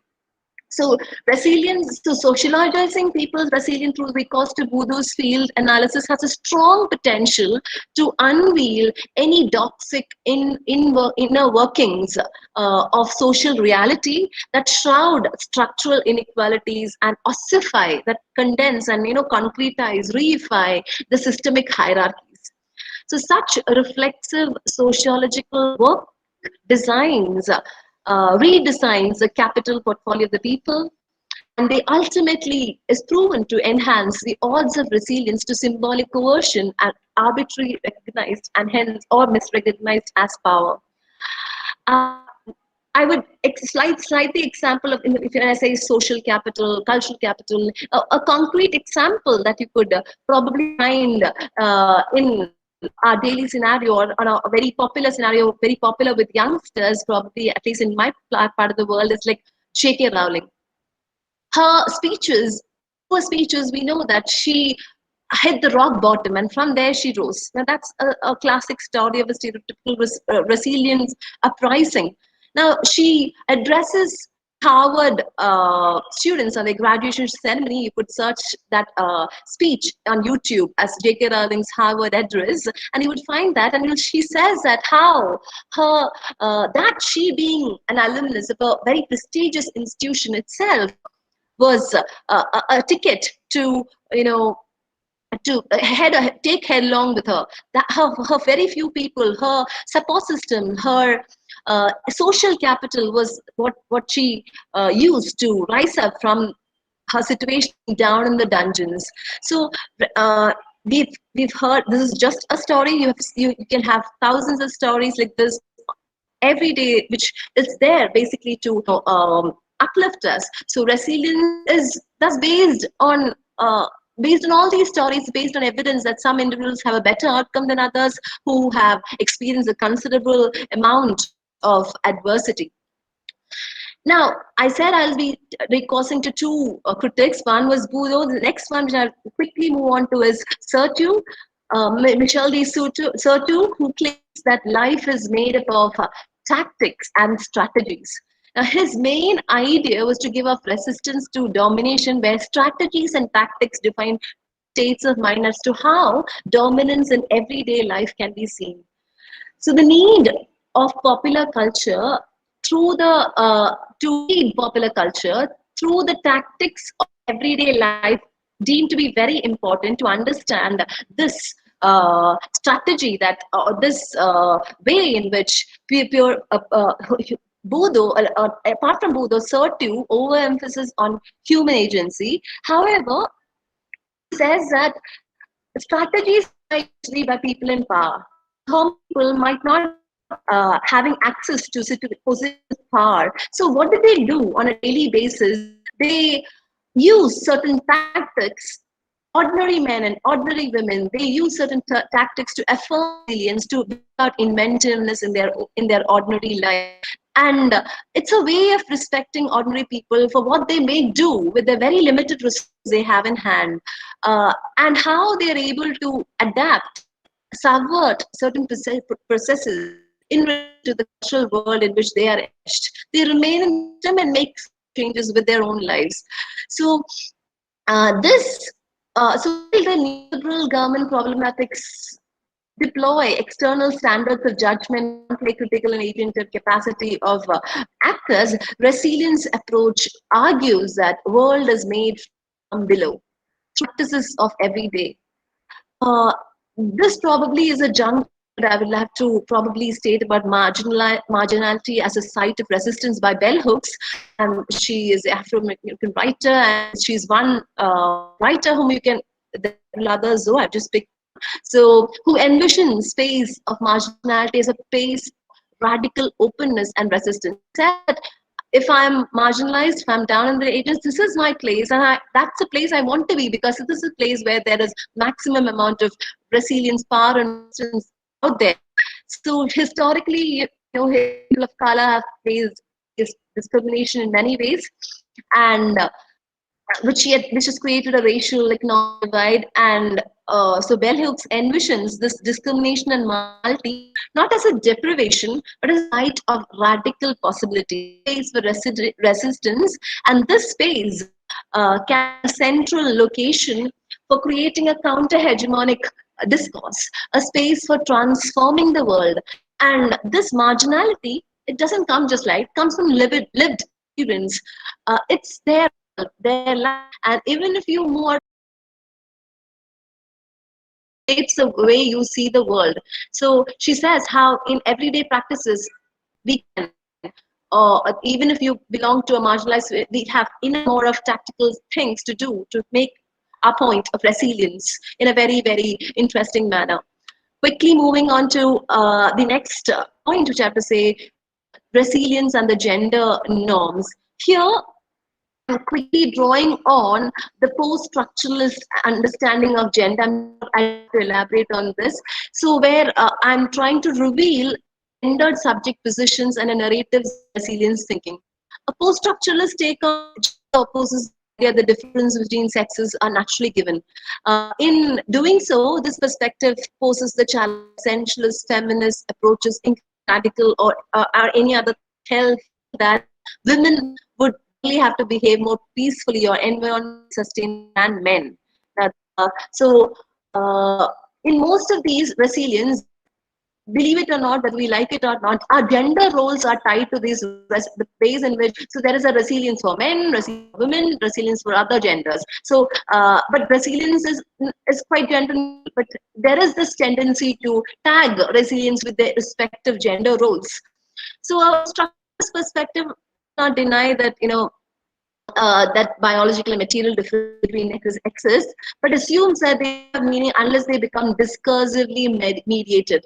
And these discourses can be understood historically specific ensembles of ideas and concepts, how they are reproduced, which meaning is given to physical and social realities. So gender discourse produce historically specific gender subject position, and that is attributed and reified as norms and structured by broader narratives.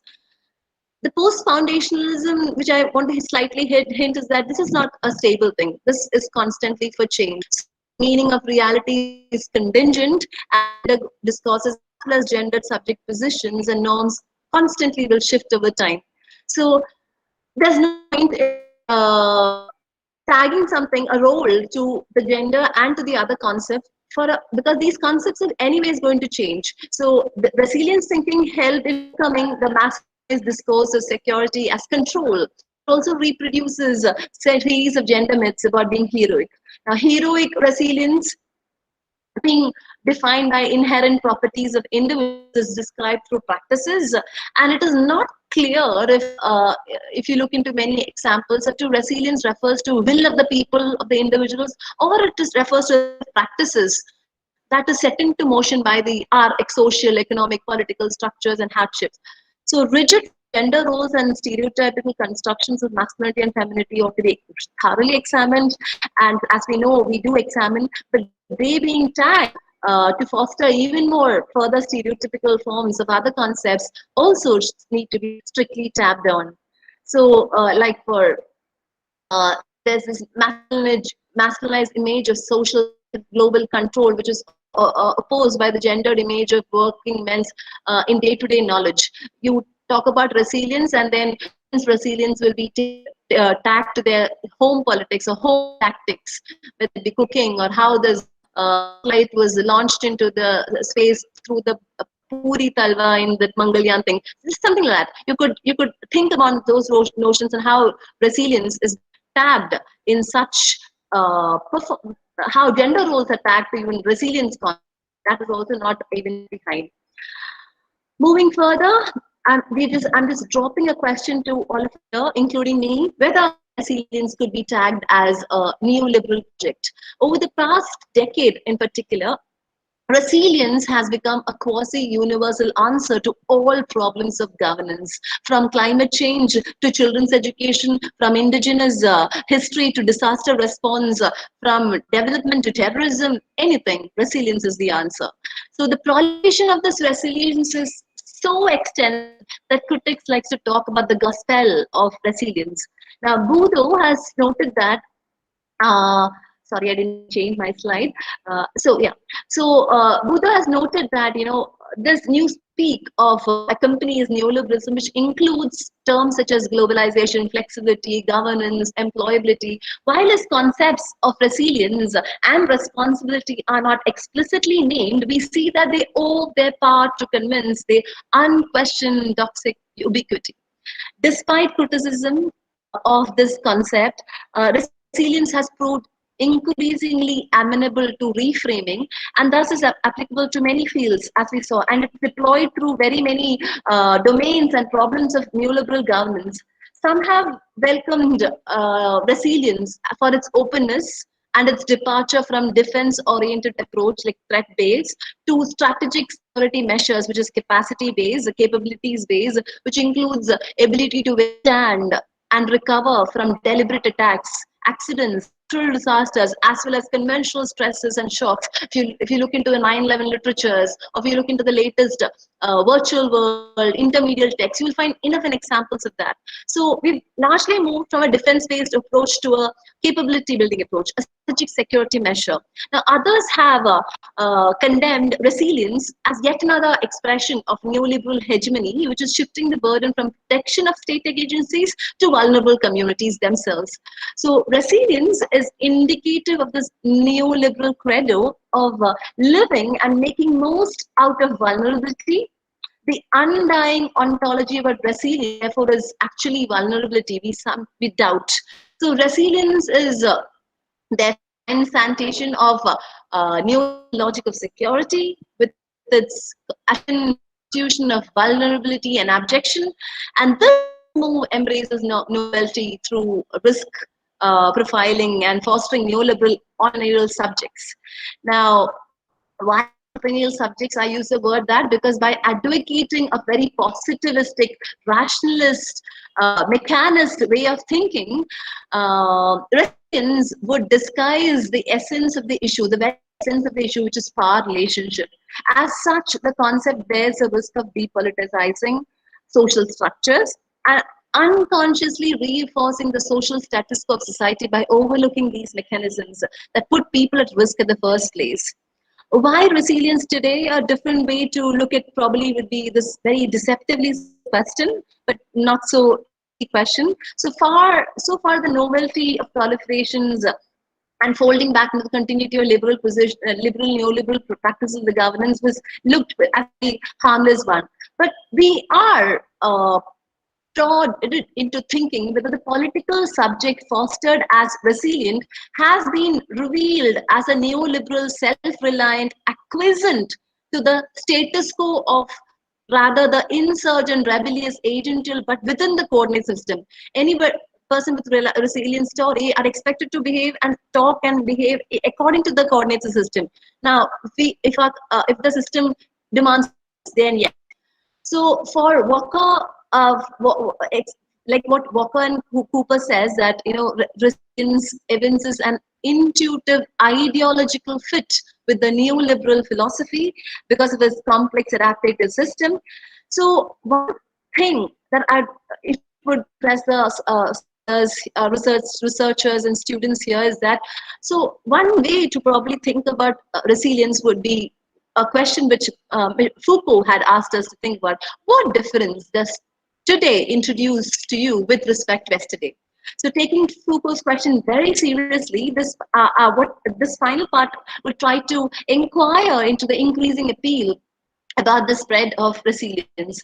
So resilience is for neoliberalism a collection of truths that it can use to specific programs, specific intentions, and modern power relations are increasingly through specified freedoms of modern subjectivization, but expectations on individuals and households are not of the same program. So they are the part of subjection where considered, and studied both liberal and neoliberalism as governmentality in which people are governed and govern themselves. So if you ask me if there is, if you could trace an early figure of resilience in history, I would probably have to refer to what Foucault says in his subject of economic man, the Homo economics, in which he says that the concept of Homo economics we encounter in the early idea. In this idea, you would find the early example of a resilience. He suggests that Homo economist is somebody who accepts reality, a rational conduct is expected of him or her. So the economic man is somebody who accepts reality, translates well into the current resilience of discourse. So it's the way in which and how this person, he, she, they work, how the world really works. They work in tangent with the world. So close attention to the interlocking mechanisms and practices maintain an unequal, divisive, complex social relations rather than sustain the possibility of collective resilience, resistance, and progressive action. So resilience should thus be understood as an attribute that is inherent to some families or individuals, like any type of human action. Space of possibility for resilience is shaped both by the social structure and by the other practices which transform both the two. So resilience definitely, as I say, would require a dynamic perspective of the structuralist context. So as you can see in the slide, so one way to keep people passive and obede, strictly limit them to the accepted opinion, but allow the very lively debate within that spectrum. That's what I said about the neoliberal debate. I doubt whether it's a neoliberal agenda too. So we must ponder on that. So in these situations, we no longer use the word working class, or because we don't want to each governing systems don't want to know that there's a class war going on. We don't speak much about when we speak about resilience, we don't speak about how there is the structure makes it, the systemic structure makes it very difficult for people because they're tabbed as, some classes are tabbed as or dubbed as dangerous class. So how would you define such systems? So I end my presentation by leaving all us to ponder on whether resilience should thus not be understood as just an attribute which is inherent, and resilience process as requiring a dynamic perspective of a structural context, and shouldn't have reflexive agency, and shouldn't it be looking into the relationships and mechanisms of social inequality, and thus contributing to the reinforcement of these. So yes, resilience is a very positive thing, but rather than taking it as positive and looking it into a way in which from down to dungeons to bouncing up, we must also look into if there are certain politics involved in foregrounding resilience stories. Thank you so much. Thank you, madam, for such an insightful and informative lecture. Now we have two presentations in this third session. This session is to be chaired by Dr. Gopalakrishnan. Madam, shall I introduce the paper presenters for you? Yeah, sure. Thank you. Okay. The first presenter is Shrestha Chatterjee, Assistant Professor, Department of English and Literary Studies, Penal University, Kolkata.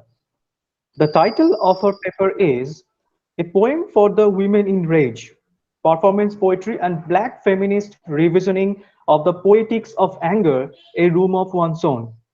Now I request Ms. Chatterjee to present her paper, and the attendees are requested to put their questions in the chat box. Over to you, madam. Thank you. First, I'd like to thank the Department of English, Malda College, for giving me the opportunity to present my research before such esteemed colleagues and students. I would like to begin my presentation by sharing my screen, if that's possible. Yes. Is it visible? Yes, it's visible. Okay.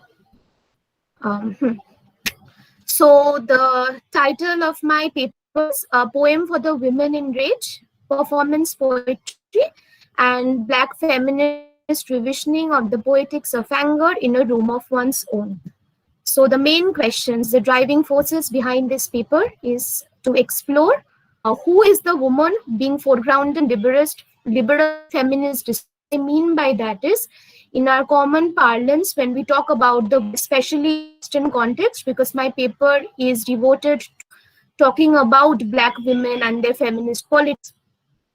So especially in Western context, in popular culture, when we talk about feminism, who are the women, who are the people that we are talking about? Is it a monolith of the woman as the victim, or just a monolith, the figure of the woman, or is it containing interstitial differences in terms of class, in terms of sexuality, and most obviously, for the context of my paper, race. So how do we define the woman in liberal feminist discourse?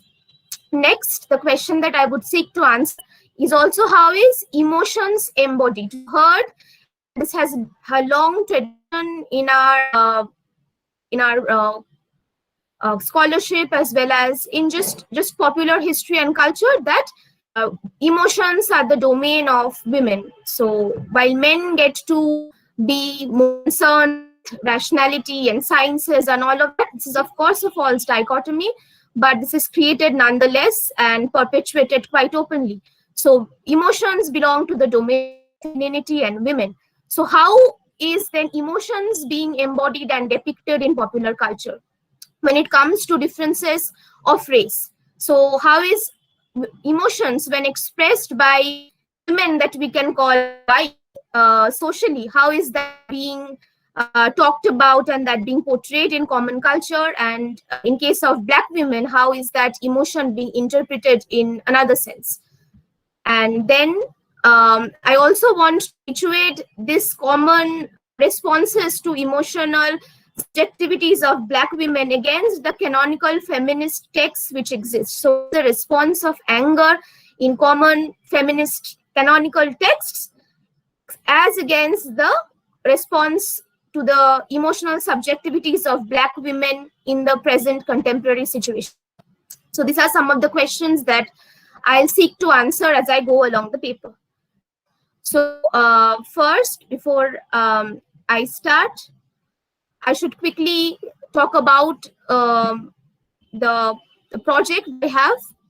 So the paper identifies the figure of the angry Black woman, which is a very common cultural stereotype, which continues to exercise considerable discursive influence over America's concept of Blackness. So what do I mean by this? I mean that when we imagine or when we look at the figure of the angry Black woman, which is a very common cultural stereotype, we see that the conception of Blackness in America, so what the American people think about the Black emotional sensitivity, it is driven by their understanding of Black anger. Over here, the anger as it pertains to Black women specifically. So a potent revolutionary force, I see this anger as a potent revolutionary force capable of stripping bare the vicissitudes of America's fool's paradise of racial equality. Bell Hooks seems to be summoning just this power by urging a passionate reassertion of Black emotional subjectivity through embracing what she termed as a killing rage. So what I mean to do is, in the common cultural consciousness of Americans, Black women are often portrayed as too loud and too much. So over here, I of course take recourse to the common theorizations, feminist scholar activist Sara Ahmed, who has talked about the figure of the feminist killjoy. Who is the feminist killjoy? She's a transgressive figure who brings discomfort where she goes. That means she asks questions which make the people in power uncomfortable. So often talk about, or we see the configuration of Black objectivity in popular culture. We see the Black women often being positioned as people who are too loud, too aggressive, and too much different from what we constitute or what we think about as the ideal characteristics of femininity according to white women. And over here, I understand that white woman is also not a monolith. It is so stratiated by class and gender and sexual differences. But for the purpose of the paper, I would like to think white womanhood in the likes of Bell Hooks as something which is characterized by white capitalist supremacist patriarchy. So this is what I want to do. Now, where does Virginia Woolf's A Room of One's Own? Because as we know, as feminists, as scholars, that we have to constantly look back in order to move ahead. So foremother of feminist literary theory, one of the foremothers of feminist literary theory, Virginia Woolf's A Room of One's Own contains a lot to say about how femininity should and feminist artistic potential should be created. So in A Room of One's Own, as most of us already know, Virginia Woolf talks about the position of the female artist, and she thinks that the way for female ahead for female artists would be to gain financial independence. So A Room of One's Own is all that would need in order for them to create artistic texts and to be an artist. But then during the course of my reading, as I was reading this text, I remember thinking about Shi Emesheta's Second Class Citizens, where at the end, the protagonist Ada, she escapes her oppressive, abusive husband, and she rents out a room, and Ada happens to be a writer. So she rents out a room and she escapes there with her children from her abusive husband Francis, who won't contribute at all. So Ada, thankfully, is emotionally and financially secure. So she earns more than her husband, supports Francis and their family. So if we contrast this against what Woolf is saying, or we situate this against what Woolf is saying,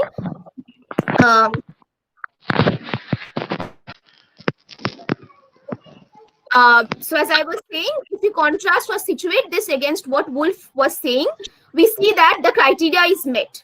For Ada to be an artist, if financial freedom criteria, it is, she is financially secure, but she is unable to write because even though she escapes to another flat in order to stay from her husband and his schemes, he comes to that flat, he pounds on the windows as she sits there writing, and she won't get any freedom from him.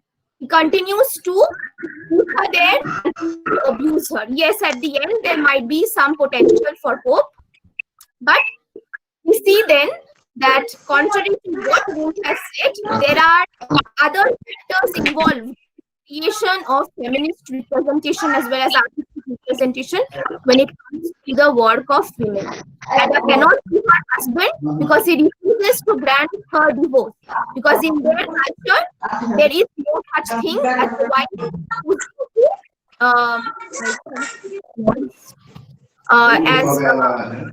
leave the husband.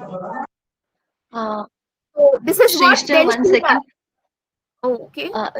Yeah. Okay. Mehboob has muted. Now you may continue. Continue, please. Fine. Okay.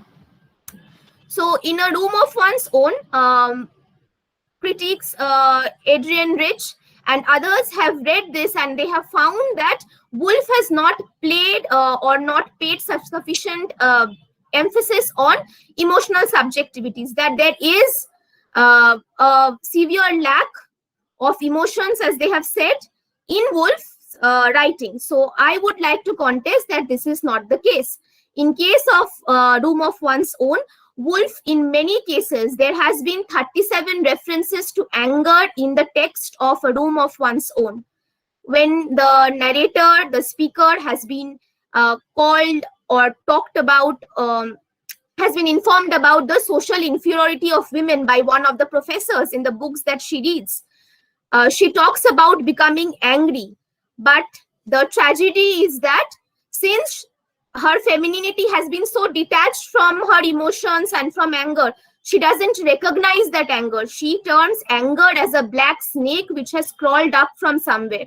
She feels the anger, but she is not able to project it.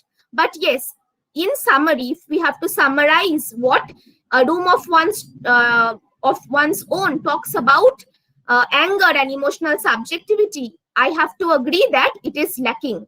So while Woolf pays more attention to the financial independence of women, tracing a lineage of women writers, there is a lack of emotional subjectivity. And Adrian Rich and others have picked this up and said that this sets Black women and other marginal writers at a disadvantage, because one of the primal ways in which they talk about their artistic creation is through the representation of anger. So the things which come up after we talk about A Room of One's Own, it of course talks about patriarchal gatekeeping as well. The main thing is that we remember very well that the narrator of A Room of One's Own was not allowed to enter the library without somebody, a chaperone, to guide her in, a male guardian almost. So we talk about patriarchal gatekeeping, but there is a lack of nuance when it comes to Woolf's understanding of feminine agency and how it pertains to writing. Now, the question then comes up, if feminism as a whole, as a movement, has very little space for marginalities and marginal identities, how does a Black woman then reconfigure and find or create spaces for themselves within this movement, which is based on their own exclusion? That whenever we talk about femininity, when we talk about feminism as a whole, we often forget to take into account that the woman as a whole is not just the white woman, the moneyed woman, the upper class woman, upper caste woman, but there are intersectional identities involved. Right. So to look into the ways in which Black womanhood is configured, I would want to take recourse to the poem by Sojourner Truth, which is Entire Woman. What she talks about in this poem, is to talk about how white women are created in the mind of the people at large. That femininity is considered to be a very delicate enterprise where women have to be helped into the carriages, carried over ditches, not allowed to work because their constitution is very fragile. They should be kept away from harm. They have to be respected as mothers and daughters. They have to be protected and loved. So where is the feminine agency in this? Truth asks that if Black women have to work and they have to shed their blood and tears in order to earn bread for their family, if they are strong enough that they will be able to move across ditches and don't have to be carried by a man, then are they not women?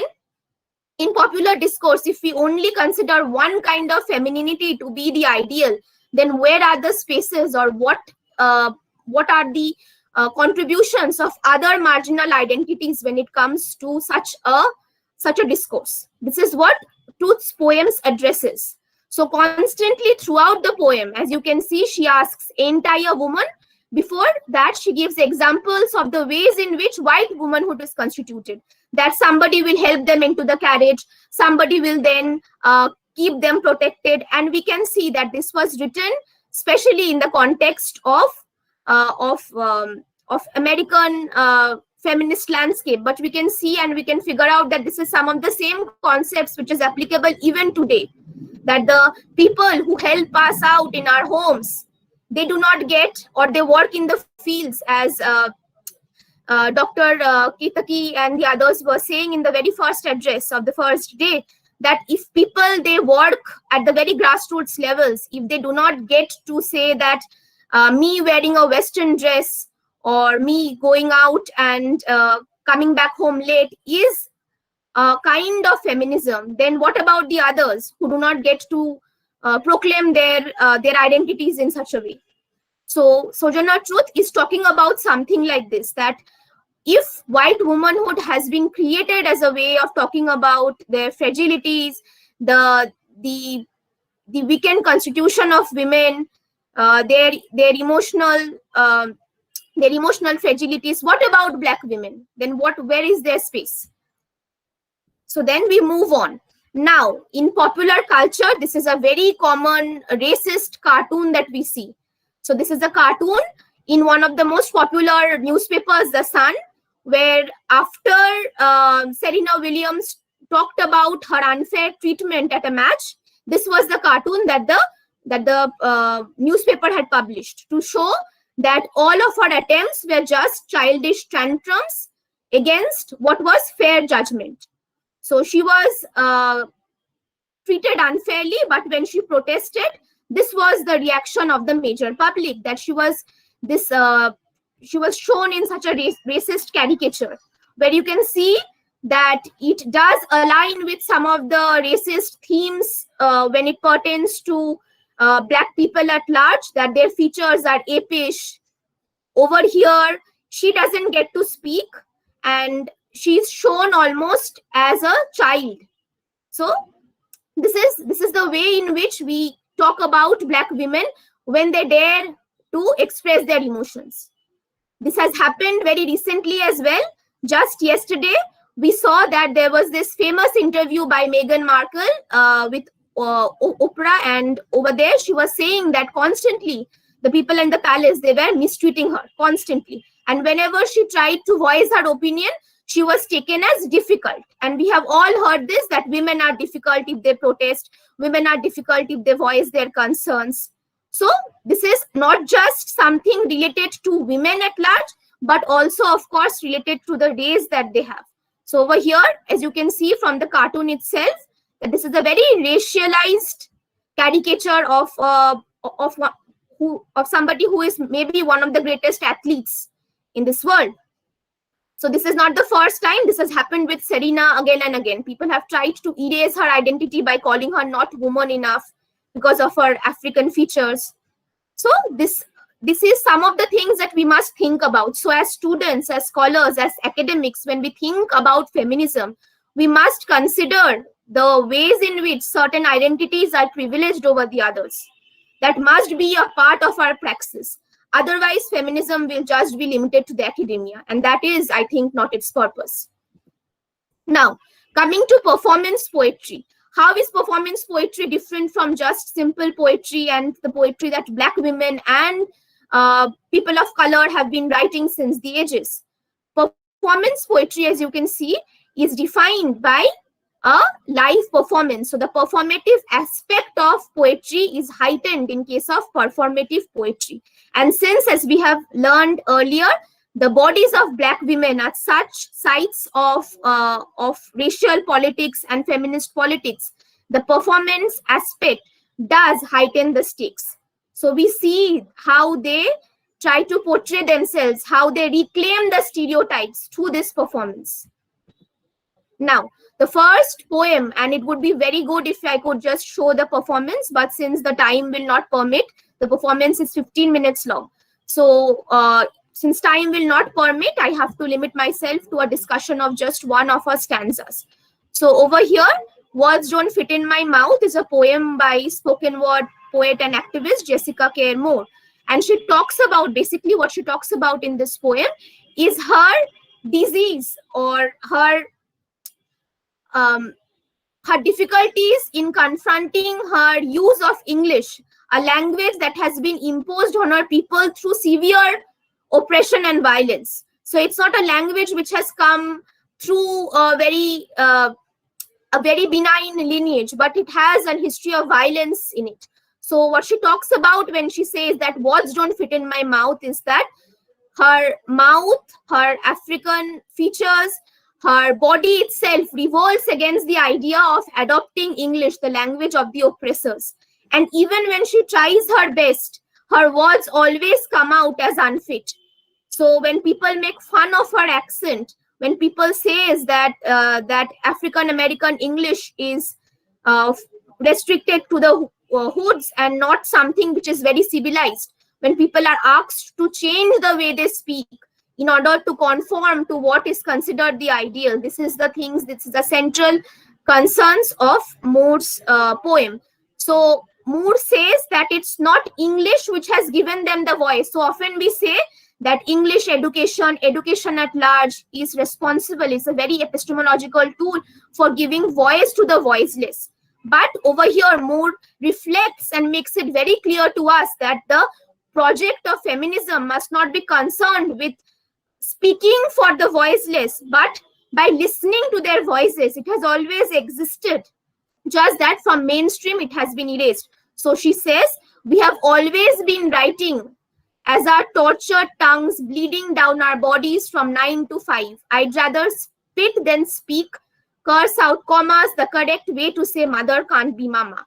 So she says that it is not writing down her poems and creating an actual book that matters. Poetry has always been a part of their culture. Their very pain is transfigured into poetry. So in A Room of One's Own, Virginia Woolf had said that to be a writer, among other things, a woman needs to have a room and a space of her own and some money. Over here, Jessica Care Moore breaks down the binary by saying that there is no such need of money. Even before that, before the use of English, before the use of language, the pain that their bodies went through, the assault and violence of colonialism that their body went through, itself was a kind of a poem. The fact that they have survived, it was a kind of poetry in itself.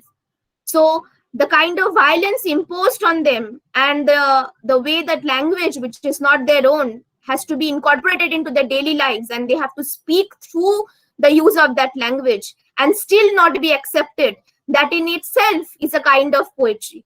So Moore says that the existence of the Black person on American soil, especially the Black woman, in itself is a site of resistance. There is no such need for formal writing, for formal poetry. So this is what she says then. Now moving on, is there only anger then? Are we, when we are talking about the figure of the angry black woman, is she characterized only by anger? An anger that seeks to change and to revolt against the systems of oppressions which bog her down? No, there's love also. Already there inside this, this understanding of the angry black woman. Right. So we come to the second poem that I would consult. The poem is called Skinhead by Patricia Smith. And Smith does something very interesting over here.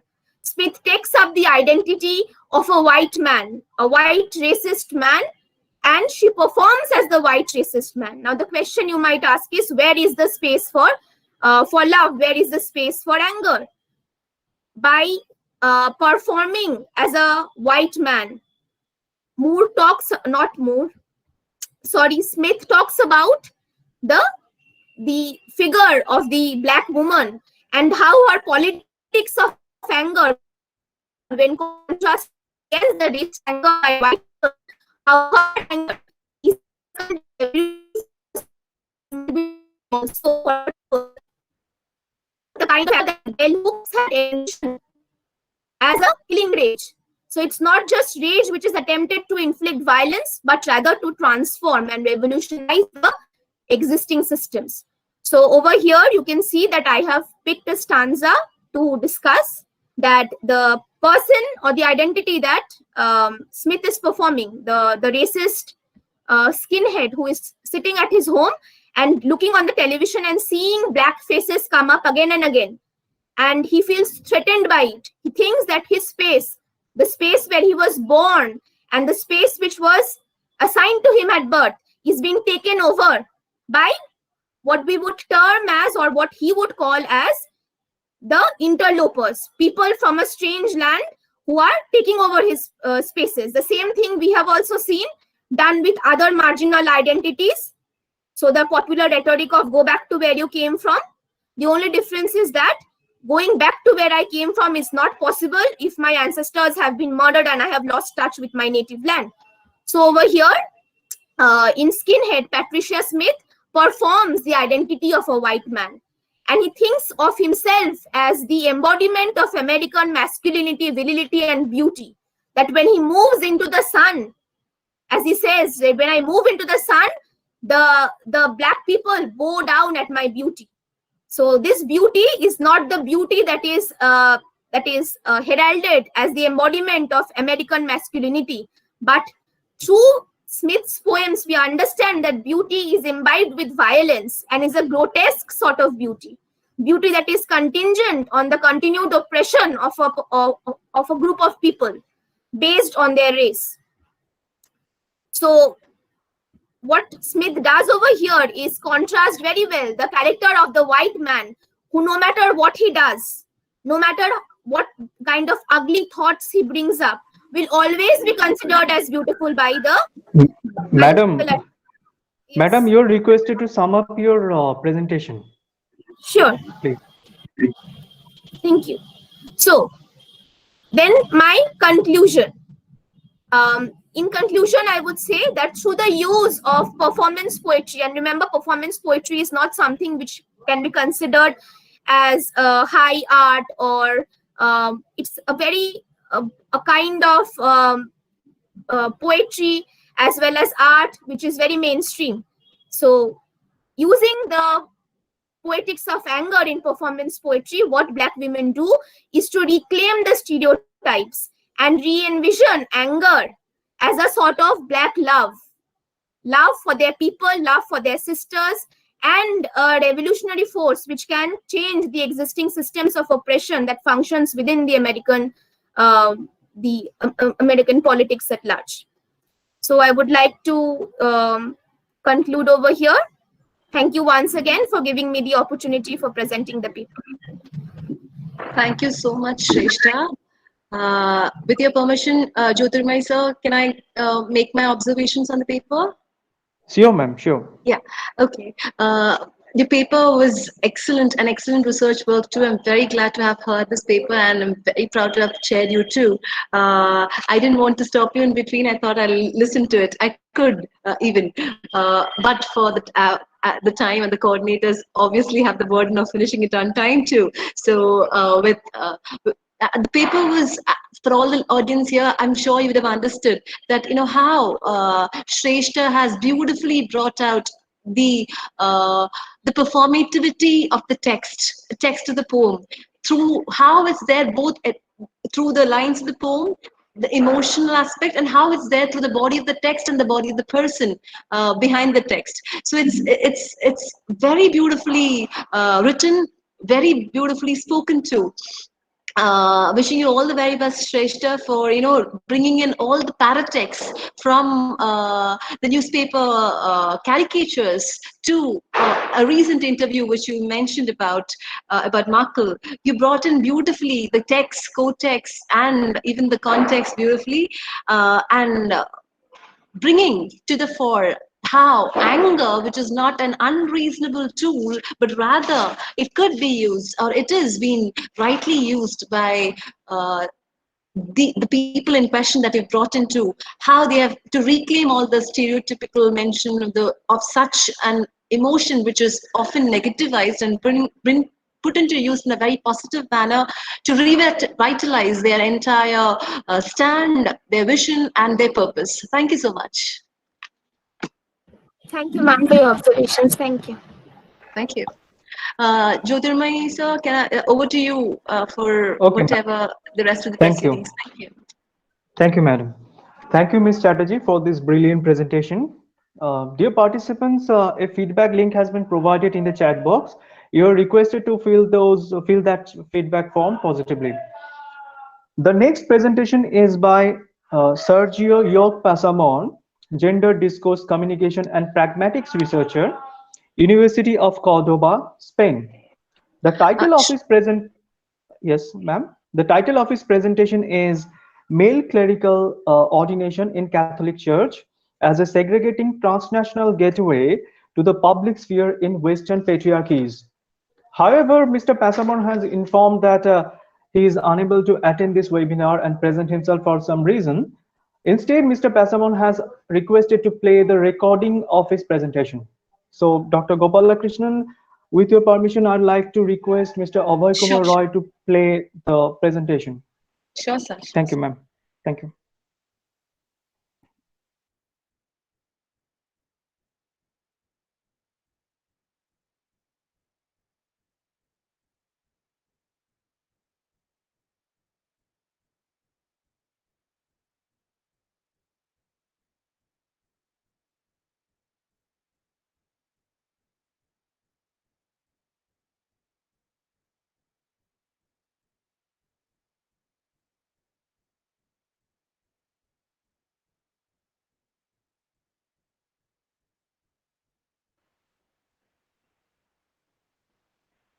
Ahoy, sir, is there an audio, or is it that I'm not able to hear?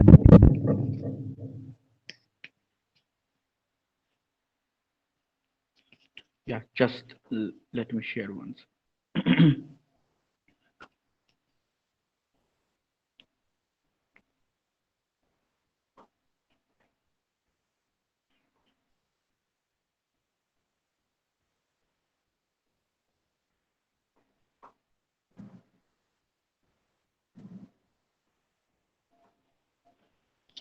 Okay, just give me a minute.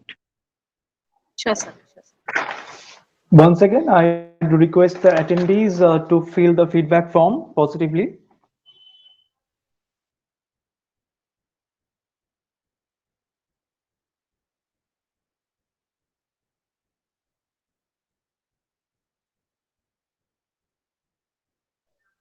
Okay, if you have any questions related to the paper presented by Ms. Chatterjee, you can put those in the chat box or ask directly, since we have some technical problems here.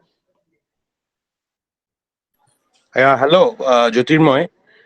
I was wondering if I could ask. I mean, just a question, not a question in that sense. I mean, I would ask for some observations of Kavitha's on the basis of Kavitha's presentation. Okay, so Sure, ma'am. Sure, sir. Yes, yeah. Sami sir, I'm here. Yeah, so Kavitha, it was really wonderful listening to you. It was such a brilliant paper. I mean, you really worked on the idea of resilience and its etymological origins, the lexicographical, the whole course of the development of the word, and then its relation with cultural studies. I was very interested in the area where you were exploring the notions of space and place in connection with Michel de Certew's work Yes. on the everyday life. So, Yes. of course, I mean, there has been a spatial turn as well that we say since the 21st century. Yes. Now, I was just wondering if, much of this ideas about space and place has been in connection with the notions of construction of space. So would you say that resilience in terms of space or through space can also be constructed through an everyday life? Like, the presence of resilience in and through everyday life. Would you say that the media, the mass media, the digital productions are also constructing a narrative of resilience? Yes. The mass media, the other networking sites, always they try to build up or make up a space of community resilience for sure. So there are, but coming back to certain references about spaces of resilience, people need public spaces in bad times as well as in good, and public spaces are very important when we think about livability in our cities, or how people can navigate through the cities. There are very many people, very many Yes, yes. things that we have to habitate here. So like I can only there are enough and more examples from the popular fiction. Now one interesting example that I would like to quote, refer to, is probably for the benefit of the students also, if they've referred to, is Chetan Bhagat's novel, because I dwell more on popular literature. I'll quickly quote from that. So it's just this, the space. If you look at the space, there is a dhaba in three mistakes of my life, if I'm not mistaken. There is a dhaba which is being strategically positioned between the two poles, one which has the Muslim pole and the Hindu pole, and it's being strategically positioned at a place because the place, the geographical position is such that they don't want to incite or excite contrary reactions. So that is a strategic or a tactical move to place a dhaba there, wherein they could serve both the communities within that same space, but not angering either of the two. I'd also like to probably refer from or quote from probably show it's a beautiful text. It's a Malayalam text which has been, I'm from this part of the state, so Malayalam text which has been translated into English. You could see it. It's called Spectral Speech by Uday Kumar. Okay, now it's initially written by C. Ayyappan. He's a Dalit writer, but it's been translated by the professor in JNU, Dr. Uday Kumar. He is often in news. So what is the beauty of this is this character who has been oppressed is able to all the way they were resilient, but then this character commits suicide, and then even then it's resilient. This resilience capacity is shown by, this is an entire thanatographical narrative, the person speaking after the person is dead. So there's a narrative. So the space place question is often under question, and it's been very beautifully negotiated through the entire ways in which you could envision it to revolutionize or to speak about more about how resilience can be portrayed more. Am I making sense? I don't know, Sami sir. No, of course, yeah. Very much. Okay. Because I was also recollecting that Certew's, I think one of his chapters was walking the city. So, walking the city, part of yes. How even whole, very shopping thing, the window shopping, everything could be, taken as tactical measures, and acts of resilience. Anyway, Kavitha, I think Abhay is ready with the presentation. Yeah, so sure, sir. Thank you very much. Yeah. Thank you, sir. Okay, so here it is.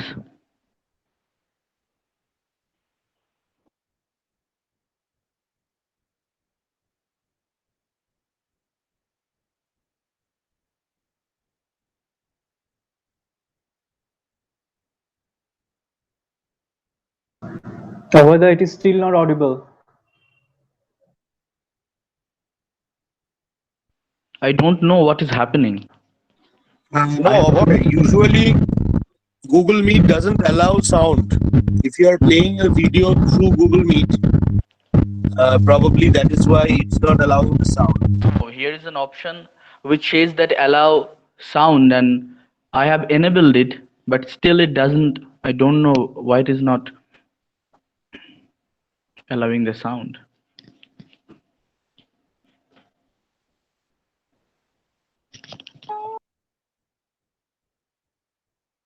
You might ask the chairperson what to do with this. So should we proceed with the other paper, or? Right. I think I would like to ask Kavitha ma'am. I mean, what should we do then? So is there any other way that I can hear to this? If you want to, I mean, I don't want to disappoint the participant. He's put in so much of effort. Right. No, actually, I have shared this particular video with you. Yes, I did. Yeah. So I think you can watch it yourself and then have your observations, given to me so that I can. Sure, I'll do that. Forward them to yes, the. I'll do that. I'll do that. Presenter. Okay. So. Yes.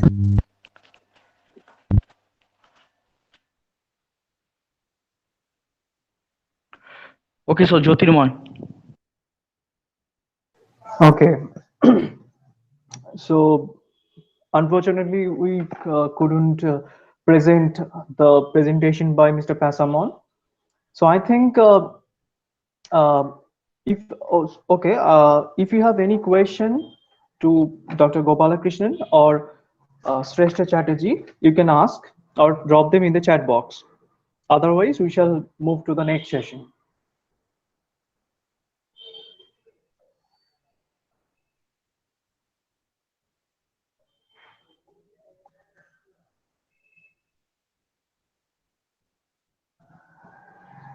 Hello, Avoida. Hello. Are you there, Avoida? Jyotirma, I think we have come to the end of this session, so let's proceed to the valedictory session. Okay, fine. So I would like to thank once again the esteemed resource person of this third session, Dr. Gopalakrishnan, and the paper presenter, Shrestha Chatterjee. I'd like to take the opportunity to thank the resource persons of the earlier two sessions and the paper presenters. Thank you, Dr. Samipendra Banerjee, for being with us, for enlightening us with your knowledge. And now we shall move to the last segment of this two-day webinar, the valedictory session. The valedictory speech is to be delivered by Mr. Abhay Kumar Roy, convener of this webinar. Now, over to you, Avadar. Thank you, Jyotirmoy. Pardon my heavy voice as I'm not in good health today. However, stuffed mind is always better than stuffy nose, and my mind is literally stuffed with newer ideas, thanks to the brilliant talks by our esteemed resource persons. On day one, we had a dialogue between the historical, literary, and sociological dimensions of gender and resilience. Whereas today we had discussions on various aspects, starting from women and language, theatrical historiography, and attempts to instrumentalize resilience along with its commonalities and complexities. Now, this multidimensional speech, this multidimensional approach, I feel, towards the subject is something we aspired to achieve through this webinar. I would like to thank our participants for their hearty participations and wonderful presentations as well.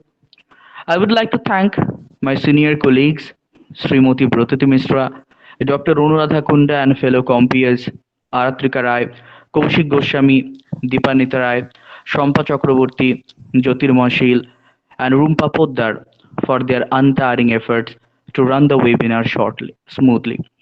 I would like to thank Dr. Manush Kumar Boiddo, Principal Malda College, and Chief Patron of the webinar, and Sri Prabhas Chaudhary, Coordinator of IQAC Malda College, for their constant encouragement. And last but not the least, I would like to express my indebtedness to Biprati Mondol and Somnath Dotto for their technical support, without which it would not have been possible to run the program with ease. Also, we will soon mail all participants a link regarding the online feedback form. The participants must fill in the form in order to get their certificates auto-downloaded. However, it doesn't include the paper presenters and our esteemed resource persons. We will mail them their certificates directly. We look forward to more such academic collaborations with you all in future. Thank you.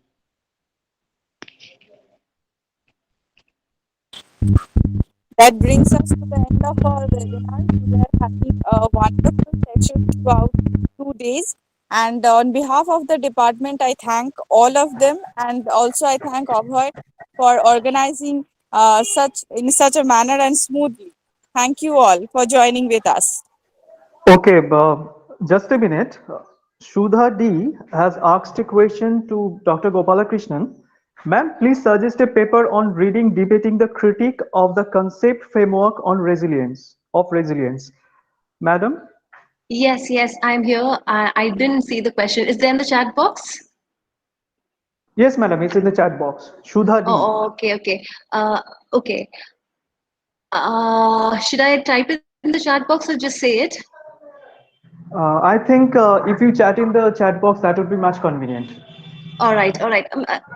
These are available online. Some of these, some of what I've referred for today's session too, I could just put out that in the chat box, definitely. So you could. Okay, thank you, madam. Yeah, I shall. I shall do it now.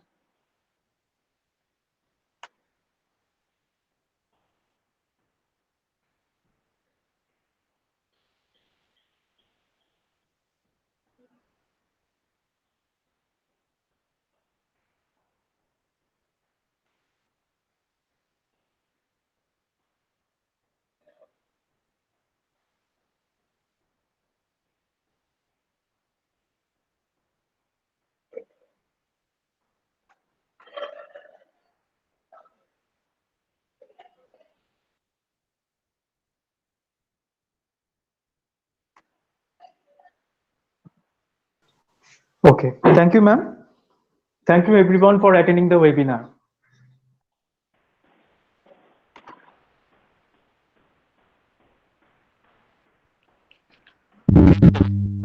Calling it a day here.